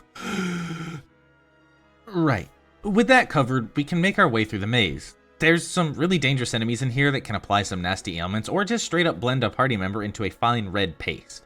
Thankfully, the loot in here is also endgame worthy and will provide some mighty fine defense and power to the right classes. Since Titan was our boss of this dungeon, we can just exit the other side without a fuss. Before us now stands one of the final dungeons, Circus Tower. This massive, shining beast of a tower is where Xande has orchestrated every bit of scum and villainy that we've dealt with since we fell into that fateful cave what feels like an eternity ago. We take a moment to steal our resolve, and save the game, of course, and head inside. But Crystal Tower is not our goal right now. Straight ahead on the first floor, we can enter a small corridor with a mirror at the end of it. The mirror talks as we interact with it, warning us that it is the gateway to Eureka, and that it holds within it deadly weapons long ago sealed away from mankind. We use our bloody Eureka key, and the final optional dungeon of the game opens itself for us. Eureka, the Forbidden Land, is one of the coolest dungeons to date in the series. We've done a lot in this game alone, stopped a continent from falling, drained the risen ocean to free the world, and even dredged the remains of a powerful battleship from the ocean floor. But now we've left our own world for another in search of artifacts powerful enough to help us in our quest, and it helps fuel the feeling of adventure with the powerful music to match. It's on the same level of cool as Bahamut giving us class upgrades in Final Fantasy I. Eureka is also a brutal dungeon, half due to the normal enemies and half due to the fact that it's also a gauntlet of 6 optional bosses. For one to get through this dark and crystalline world, they will need their wits about them, and their pockets filled with potions. It's at this point that I'd even begin dipping into our elixir stock to keep from having to retreat too often. Our first boss comes all too quickly via this hidden passage. This chest will have us ambushed by a ninja, a very deadly physical enemy. His normal attacks can cause blind or poison, and are powerful enough to take out just about any of our party in 2 to 3 hits. Thankfully, we can pretty easily handle that and take him out with a bit of constant healing. Defeating Ninja gives us our first of many ribbons, our best all-around headgear for just about any job in the game. It gives pretty decent defensive stats, immunity to all status ailments, and will provide resistance to fire, wind, and earth, which while that's not full coverage, it's not bad either. We won't see another boss until the 4th floor, and the next 5 are handled differently than just a trapped chest. On this floor, we can actually see a circular weapon on a pedestal, as if it's inviting us to come take it. Well, who would I be to deny such a request? Of course, things aren't so simple. This is the Moonring Blade, Force of Darkness. It demands we show our worth and shunts us into a boss fight with a familiar-looking man, and his name is probably familiar to you as well if you've played 14. This is Amon, and while he isn't much more than an upgraded hind to serve as a roadblock for the Moonring Blade in this game, he plays a much larger role 14 games from now. We can easily deal with Amon the same way we did with Hind, though we can just use Libra since switching to a Scholar at this point feels kind of like a waste. Once he starts using Barrier Shift, we swap our spells to match, or in the case of this playthrough, feel it out with low-level magic, and we beat him down. The Moonring Blade sets the precedent for Eurekan weapons. They're more than just a step above what we already had. They downright decimate them in terms of power. If this is the precedent of what's to come, I'm more than happy to fight our way through this place for more turbo-powered gear. At least, that's what I thought till we stumbled upon Masamune on the 5th floor pedestal. Masamune is guarded by Kunoichi, which you'd think would be about the equivalent of Ninja from earlier, but no, she's much more deadly. She has access to Haste and Aroga. The former will make her already devastating poison-inflicting attacks that much worse, and the latter will likely straight up kill any of our party members. It's a rubber band of a fight for us, but we make it through and claim the Dark Blade Masamune. Once we cry our way through that fight and claim our prize, we can take a moment to gush about this floor. We've expanded on the Crystal Cave aesthetic to make it bottomless, and now we're having to take leaps of faith across the floor in the form of secret passages off of broken bridges. On the 6th floor, we find not a pedestal, but a sword in the stone. This is, of course, Excalibur, 3rd of his name. It also becomes the 3rd weapon to challenge us, and we now face off against General. You'd think that based off his name and sprite, he's nothing more than a physical attacker for us to wall up against, but you'd be wrong and then some. Generals are the mightiest warriors, and this one knows that he needs some magic to round out his arsenal. While his physical attacks hit like a truck, he also has access to the spells Bio, Drain, and even rarely, Death. Bio is unresisted by even a ribbon-wearing member as it's not elemental, and Drain is not only that, but it also heals him for the damage dealt. While it's rare, Death is also a constant threat looming over our heads during this fight. It's another war of attrition for us, but thankfully we can manage well enough since all of his attacks are single target. Once we manage to take down General, we are rewarded with Excalibur. It gives its wielder +5 to every stat and has a crazy high attack stat, so it immediately goes onto our knight and we trudge ever deeper. On the 7th floor, we have 2 bone piles rather than pedestals, a grim reminder that we aren't welcome here. On the right, we face off against Guardian, Guardian of the Blade Ragnarok. Guardian isn't too nasty as long as we don't see a bunch of quakes back to back. He can hit us with Tornado, but that's easily healable as long as, again, we aren't getting quaked out. He can also cast Reflect on himself, but we don't have to worry too much about that. Ragnarok is a slightly more powerful Excalibur, so we also slap it on and get to rocking. Our last boss on the other side of the bone piles is Scylla in the Elder Staff, who promises us some new titles, and to my eyes deceive me? 1, 2, 3, 4, 5, 6! They finally got a multi-appendage monster with the right numbers! I knew you guys could do it! As advertised by the staff she protects, Scylla is a magic-heavy encounter, which is bad for us. She has access to the powerful Holy and Flare spells, which are likely to come close to two-shotting just about any of our party members at our level. Thundaga, which is a bit of a reprieve, honestly, and she's capable of healing herself directly with Kiraja, prolonging this already terrifying fight. The only upside is that she doesn't hit the whole party at once, so as long as we don't get deleted by Flare or Holy, we can likely recover. Scylla's defeat not only rewards us with the final Eurekan weapon of the Elder Staff, but also our last 2 jobs of the game, Sage and Ninja. Sage is the ultimate caster, capable of casting all white and black magic with a moderate number of spell slots and the ability to use the ultimate version of each summon magic. Ninja is the ultimate melee class with access to most weapons and armor and the powerful throw command that we can use to toss specific items, usually shurikens, from our inventory for massive damage. Our party now consists of 2 of each of these. Continuing behind this room, we find one more with 2 sages in it. These sages will sell us the level 6 through 8 summons and the level 8 black and white magic. Let's finish up our magic, shall we? Black magic rounds out its spellbook with Flare, Death, and Meteor. Death has a low chance to instantly kill an enemy that isn't immune to it, Flare does what it's always done and deals massive fire damage to a single enemy only, and Meteor calls down a Starstorm to deal random, non-elemental damage to the entire enemy lineup. White Mage finishes up our magic with Holy, Tornado, and Arise. Holy is as Holy does, and is a wonderful pickup to turn our sages into an artillery cannon. Arise is also as useful as ever, as it will resurrect a dead party member at full HP, helping mitigate the fears of them instantly being dropped again by a targeted attack or AoE. Lastly, we have Tornado, which sounds like it would be a more powerful Eroga, and it kind of is. Kind of. Tornado will reduce an affected target's HP down to a single digit, as mentioned in the Une fight, but its accuracy is more than poor, so it never really ends up being all that useful. With our shopping from these 2 done, we can push the button behind them to open up a secret passage to the east. On this pillar out in the abyss, we have one more shop so we can offload everything we won't use from here on out and stock up on the most powerful and expensive item in the game, shurikens. We managed to make it out with 11 total, and let me promise you, it isn't enough. After we backtrack through the Ancient's Maze to buy another Kiraja and go through the maze again to get back to the middle, we can finally begin our final ascent. Circus Tower is another amazing dungeon in terms of both aesthetic and music. It comes off a bit gaudy at first, even more so than Goldor's Manor from earlier, but Circus Tower just feels so familiar and almost comforting nowadays to me. It's also a bit traumatizing given the enemies we'll face in here are the strongest we've seen yet, and they don't play around. We'll have to be careful to end fights as fast as possible without burning through every resource we have. We've got replicas of Doga and Une to deal with, as well as a bunch of recolors of bosses that are itching to ruin our day.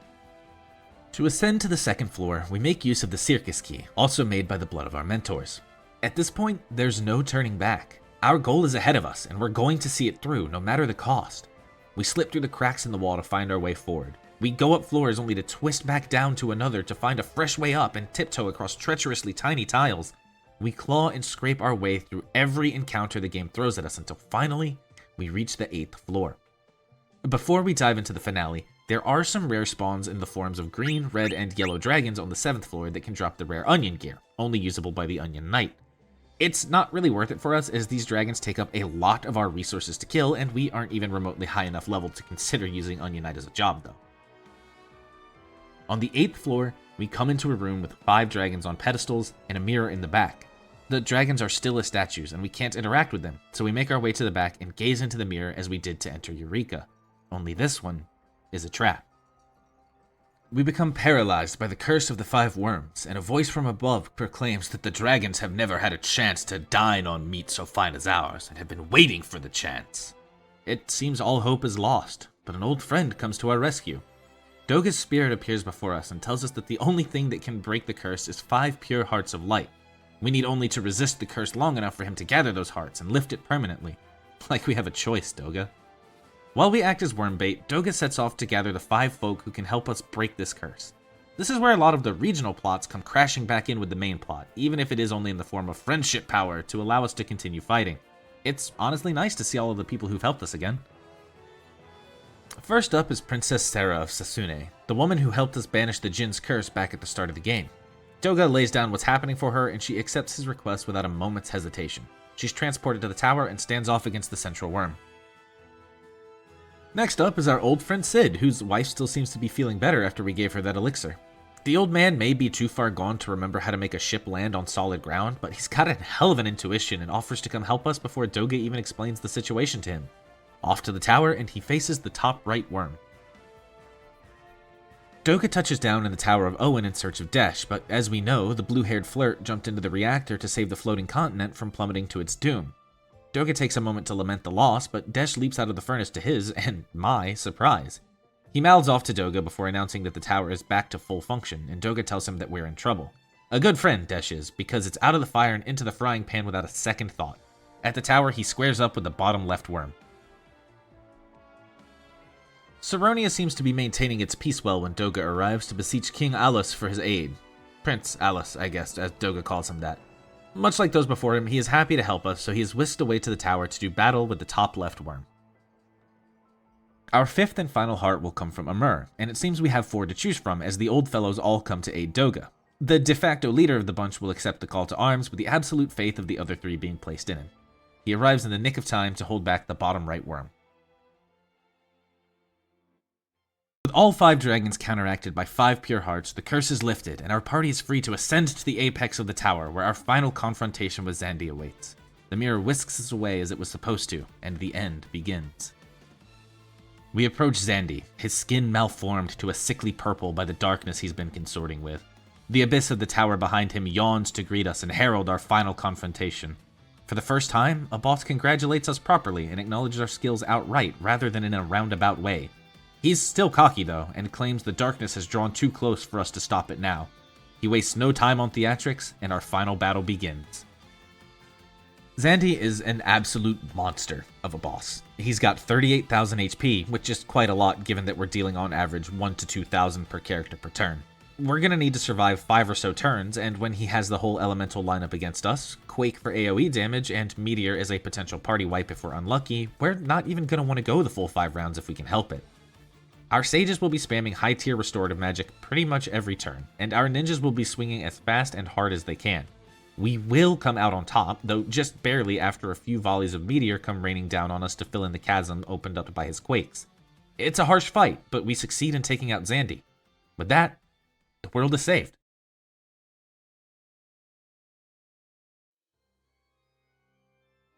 Or so we thought.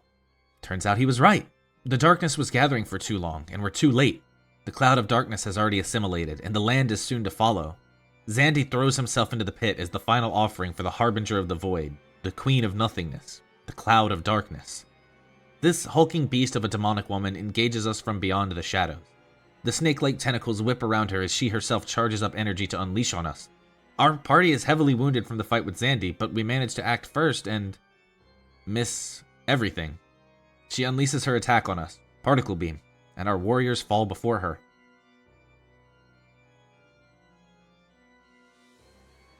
I praised you for not putting me into an unwinnable fight early in the game. And this is how you treat me?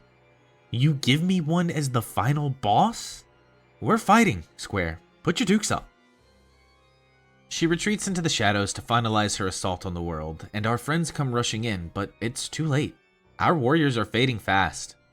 We lost, but that doesn't mean it's over yet. Doga and Une appear before us, and their souls give us the last of their power. The power to keep fighting. The power to defeat the Cloud of Darkness.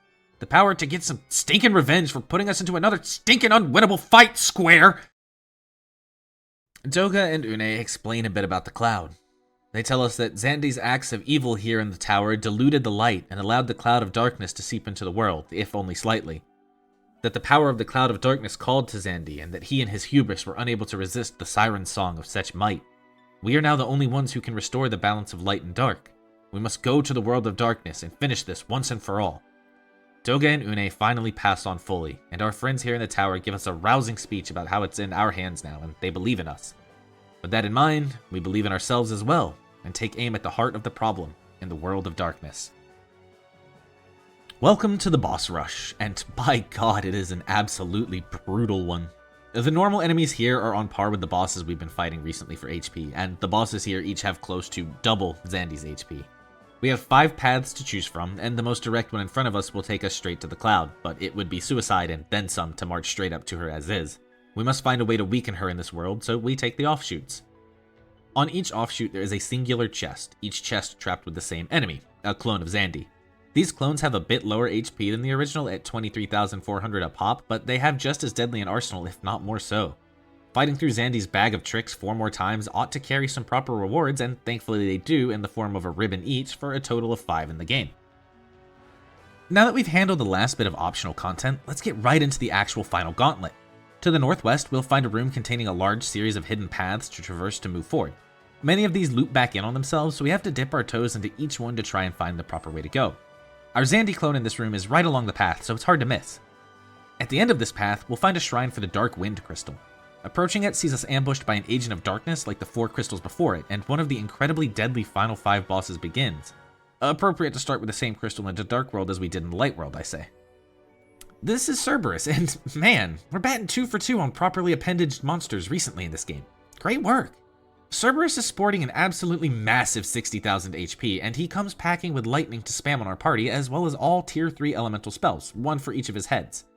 Lightning isn't too much of a threat this late into the game, but we can and likely will lose a party member to it if they tank an Aga spell and can't get healed up before Cerberus gets to go again. At this point in the game, it's honestly incredibly difficult to recover from something like that, so it's important to play safe with all the restoratives we have access to now. After a long and drawn-out fight with too many deaths to feel comfortable with, we can take out the Mad Dog and save the crystal. When we do, a skeleton pops out. Actually. He's one of the 4 warriors of dark that have been tasked with stopping the wrath of light 1,000 years ago. He tells us that light and dark are not meant to converge, as their mingling will bring about a world of nothingness. A void. Our power of hope is now the only thing capable of stemming this outburst of the void, according to him, and he pledges to lend us his power in the coming fight before taking off. With him moseying on along, we can heal up with the crystal and head out to our next one, the Dark Fire Crystal to the northeast. This corridor leads into a spiral of a room, though we can skip the spiral through the usage of 2 secret passages here and here. If we do take those shortcuts though, we would miss out on the chest with a clone and a ribbon. Once we make it through, we find ourselves at the altar of another crystal and ambushed by another servant. This is Two-Headed Dragon, and I don't need to praise them this time. If this one was wrong, I think I would be allowed full rights to roast them however I please. Two-Headed Dragon boasts an impressive 65,000 HP and an absolutely insane attack stat that will easily be dealing over 1,000 damage a turn and could potentially silence us if we didn't have ribbons on our casters at this point. Still, this thing is no joke and will easily steamroll over our party if we don't stay topped off. Even that isn't a guarantee of safety if it crits, truth be told, but all in all, this is probably the safest of the Dark World bosses to fight. It just takes time and patience. Licking our wounds, we crawl to the crystal and free another skeleton of dark. This one tells us that both our worlds come from the void and are destined to return to it without fail. There is no stopping the inevitable, but there's no reason it has to be today. There is still hope and love in both of our worlds, and we will work hard to see that it is not snuffed out. With another friend pledged to the cause, we can heal up and head to our next crystal, the Dark Water Crystal to the southwest. In this room, we have a lot of hidden passages of varying lengths that all connect to a singular corridor further down. The longest hidden passage in the middle sends us to the altar, and the one to the far left of the room will take us to our clone and ribbon. In the altar, we rinse and repeat an ambush and say hello to Echidna. I like Knuckles more than this abomination, but to be fair, she's referencing Echidna, the mother of all monsters in Greek mythology, and not the actual animal, but that Echidna has 2 tails! Checkmate square, pack it up, I win! At least I wish I did. Echidna is where bosses really start to get terrifying in this gauntlet. We can't rely on living through physical attacks anymore, as Echidna carries some of the most dangerous spells in the game in Drain, Flare, Quake, and Meteor, and we're going to have to consistently weather those while chipping through her unseemly 70,000 HP. Thankfully, she's not nearly as punishing as the next couple of bosses, so we can manage without selling our soul and free another bony warrior. He tells us that when the powers of light and dark become too powerful, they overshadow the other, and the cloud of darkness is born to return the world to the void. The only way to stop her is with the power of hope inherent to both light and darkness, and this story is starting to sound familiar. I've played Persona 3 Square. I know you just went to the future and stole that story. They even both have 3 in the title. With that revolution, we add another Marrow Marauder to the list and set out for our last crystal, the Dark Earth Crystal to the southeast. This room requires the use of the secret passages to get through it, and it's relatively quick, but let's not rush to our deaths and make a pit stop up top to get the final ribbon before we set into overdrive crying at the next boss. In the altar of the Dark Earth Crystal, we face our last fiend stand-in in Ahriman. I didn't want this. You didn't want this. Nobody wanted this. But here we are. Ahriman. Possibly the worst boss in the game. At 75,000 HP, it is the beefiest boss we've faced by far. We need to chip that down while dealing with a barrage of Meteor, all tier 3 elemental spells, Quake, and to top it all off, I'm pretty sure it can heal itself. I didn't actually see it do this, but every wiki I've looked at for research says it can, and the thought alone keeps me up at night. Seriously, we should count ourselves lucky that this game doesn't have Ultima, because if it did, I promise this guy would have it and would be using us as target practice. He does seem to have a pattern of AoE spells followed by a single target one ad infinitum, which means you can play around that and revive dead allies on turns where they have a 1/4 chance of being nuked rather than a 100% chance, but what's the point when next turn they're likely just going to get one shot by a Starstorm? Ahriman, and Ahriman alone, is the reason I recommend you don't come into the final zone underleveled. It sucks. Once we can reflect our monitor's light off our now bald head, we can free our last warrior of dark. He gives us the last hurrah by telling us that the coming wrath of dark will not only swallow our world, but theirs as well. We must defeat the cloud of darkness together. We can heal up with the crystal, spit on the corpse of Ahriman, and head back to the central room to finally be free. We ascend the final staircase and cross one last hidden path puzzle to reach our final destination. The music changes to the same ominous tone when we first encountered the cloud. The crystalline, reflective halls give way to eternal black, only seldomly speckled with the orbs of far-off stars fighting for their lives against the inky sky. Pillars adorned with purple orbs guide us deeper into her domain, where we are greeted by a ritual circle of flames empowering the abomination. The entity of destruction decries our attempts, as the void will swallow all. There is no salvation for these worlds, especially since our feeble powers of light hold no sway on the world of darkness, her own home. Luckily, we aren't alone. The warriors of dark give their lives to weaken the cloud of darkness, allowing us to actually stand a chance. Rest in peace, bony men. We won't forget you. The final fight begins after their valiant sacrifice, and we can see that the cloud of darkness is no longer Super Saiyan. She's just a giant hulking mass of 120,000 HP and nuclear fusion.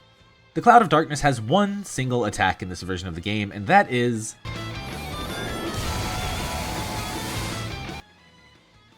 Particle Beam. It does markedly less damage than earlier, but it still absolutely hurts. We can't feasibly survive 2 with our melee classes, and our casters will need some mighty luck to live that many. It's time to dump elixirs and keep high-level spells available as we spend whatever shurikens we have left. I honestly had given up on this fight and was ready to just run it back when I had lost 3 party members and the last was at like 200 HP, but decided to stick it out to see if we could salvage it. Turns out that by throwing elixirs like I mentioned earlier, we can spam enough Arise casts and Bahamut summons to barely eke out a continued existence in this fight. There were several close calls, and I'm pretty sure I could have turned coal into diamonds as tense as I was, but we managed to make it through in the end and witness the oh-so-lovely crumbling of the boss we've come to know and adore. Cherry on top is we've only got a few third-degree burns from the constant quasar being thrown at us. After the fight, the well of power that the cloud was steeping in vanishes, and the world is finally safe. In the beginning, there was the void. Then came light and darkness. From them, everything was born. The heavens, skies, water, fire, life. Time inexorably brings all back to its beginnings. But from life, something new was born. a shining force that separated the light from the dark and illuminated the world. It was called hope. When the balance between light and dark is broken and the world again slides towards oblivion, the chosen will appear once more. Do not forget that the source of the warrior's power is the hope that lives inside us all. Dreams, despair, love, time can obscure it all. Do not accept this, do not forget it, and time will never erase what life has to offer.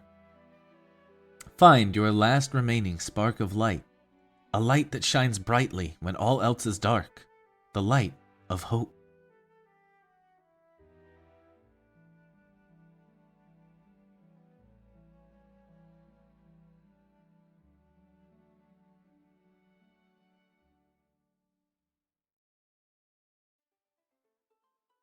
Hope is indeed what drove us through a lot of this ending, isn't it?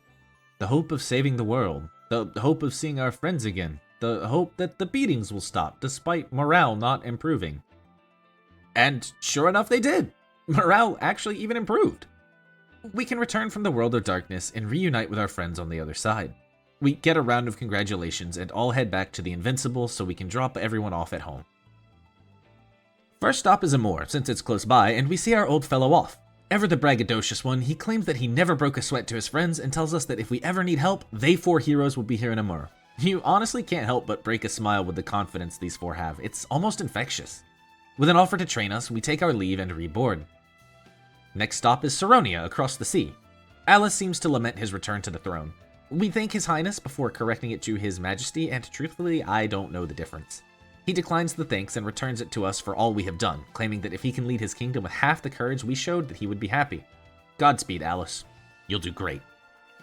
We ditch the Invincible for the Nautilus at this point, and I think that's kind of neat, since a smaller, more maneuverable airship is more suited for returning to the floating continent, plus the Nautilus is faster, so it's an expedited trip home. We touch down near Canaan to let Sid off, the old man worrying that his wife is worrying about him. Glad to see the old couple gets on so well. Hopefully Sid can finally get some rest following the journey he's had from Kazas to Canaan to building for us again. Desh also interjects to say he'll also get off at Canaan. The party asks why, only for Desh to get sheepish and say he wanted to check in on someone. When we get him to admit that he wants to see Selena, the girl who was bedridden at the beginning over his departure, the party pokes a little fun at him. Good for him, I say. Get your woman, Desh. Celine and Miss Sid both come to meet us at the village gates. Sid rushes to his wife, who declines his affections in public as it embarrasses her. I feel you, Mrs. Sid. I don't do good with PDA either. Selena, on the other hand, basically proposes to Desh in front of everyone. Sid, ever the competitive one I suppose, convinces Mrs. Sid to at least give him a kiss to not be shown up by the youth. Our party, clearly uncomfortable, clears their throat before wishing the Canaanites farewell, though not before Desh offers to join us on another adventure, only to get shot down immediately by Selena. One last stop before we go home. Sasune. Except Sarah doesn't want to go back yet. We protest as always, but she makes it clear she wants to stay with us and see our hometown. I suppose it's implied that she's developed some feelings for the party lead, but it strikes me a little odd in this game since we don't really have separate characters. Nonetheless, we acquiesce and head back to with Sarah. The townsfolk all celebrate our return, most of all Topapa and Nina. Topapa reiterates that he knew we were destined for greatness, all the villagers cheer for us, and one dancer even offers us a kiss before Sarah threatens them with a glare. The world is now safe from the darkness, all thanks to your pure hearts. Another earthquake strikes, but this time it seems to bring good tidings as a bright and radiant light streams down upon us from the wind crystal. And so ends Final Fantasy III, an absolutely amazing evolution of the series. I had a lot of time to think about my feelings about this game as I played through it, watched the footage back for notes, and wrote and edited the script, and I think I can now safely say that this is my favorite game in the series. It's such a lovely blend of world building, combat mechanics, and a splash of difficulty that potentially airs on annoying at times with how it expects you to grind. But that's what a game is, isn't it? It's a challenge for you to learn the rules and succeed under them. Final Fantasy III has some very clearly defined rules, and if you play within the confines of those rules, you're in for an experience unlike anything else. The rules allow you to customize your party down to the minutia. If a boss is giving you a hard time, maybe it isn't your levels that's the issue, but rather your approach. There are several of the World of Darkness bosses that if I had stepped back and strategized differently, we might have been able to get through them with a little less pain. I play a lot of RPGs, both Eastern and Western. Final Fantasy, the Persona games, Dungeons and Dragons, the Elder Scrolls, the list goes on, and there's always something so interesting about them that I think people tend to forget. I hear people often say that RPGs boil down to stand here and swing at the enemy will swing back, and the last one standing wins. Sure, you can boil the genre down to that, but I could also boil chess down to I throw pieces at the other guy till one of us loses our king. I could boil down Mario games to jump around until I find a star. I could boil down a racing game to just press the gas and turn. Any fan of those games or genres would probably like to smack me upside the head for those generalizations. Let me break it down. RPG stands for role-playing game, not simplistic combat simulator. Yes, some RPG games like Skyrim have very simplistic battle systems, but it has a wide world for you to explore and get immersed in. But beyond that, we also have games like this, where the combat is centered around finding jobs to fit your current need. We have games like Pokemon, where there's a simple outer layer with a surprisingly complex underbelly that allows for a large diversity of strategy. We have games like Persona or the SMT games, where there's a high level of strategy at play to abuse the game's systems to finish fights as fast as possible, or at least to try and keep the tides in your favor. These worlds are also often heavily in-depth and allow you to take some time to place yourself in the mindset of your main character and immerse yourself in the journey. While the combat I've mentioned tends to be fun and in-depth, it's not the only part of the game.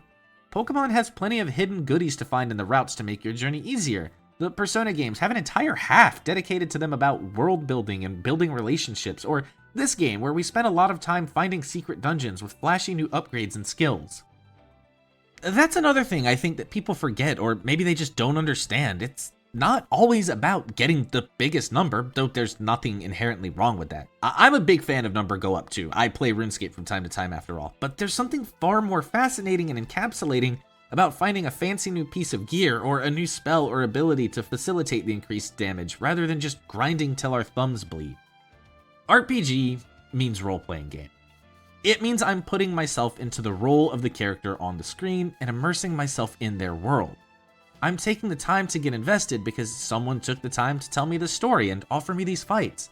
I'm sneaking around the dungeon looking for secrets because someone put them there to be found. I'm playing my character's role in the game. Let yourself get lost and absorbed in these games. Experience the world as it's offered. Learn the systems. Use the systems. I promise, if you play with the game instead of trying to brute force a strategy, you'll probably end up having a lot of fun. Play your role in the game and do so unabashedly. Lose yourself in the music, lose yourself in the environment, lose yourself in the story. Get attached to that character. So what if they're pixels? It's still a character someone wrote in an attempt to tell a fun and engaging story. What's the harm if you get a little invested? Final Fantasy III is an RPG. So were Final Fantasy I and Final Fantasy II. They each have their strengths and weaknesses. They each offer a world that you can find yourself lost in for hours upon hours. They each have something unique to offer. This game, to me, has the most. Not just from the standpoint that it is, yes, the longest yet, but also from the intricate job system, to the story connecting a world together for a grand finale of a final stand, and to the music that encapsulates you at every twist and turn. I would call this game a masterpiece. Keep in mind that that doesn't mean I think it's perfect, but rather I think it took so much love and care to create that I think it worthy of just about anyone's time. If you like RPGs, play this game. I promise you won't be disappointed. And if you are for some reason, hey, come back and tell me. I'd love to hear about your experiences with this game and really every game I cover. Whether you love it or hate it, let me know. For now though, I've been Twig according to the login on my PC. This has been Final Fantasy III, and you, as always, have been a great audience. Take care, have some fun, and let loose. I'll see you next time.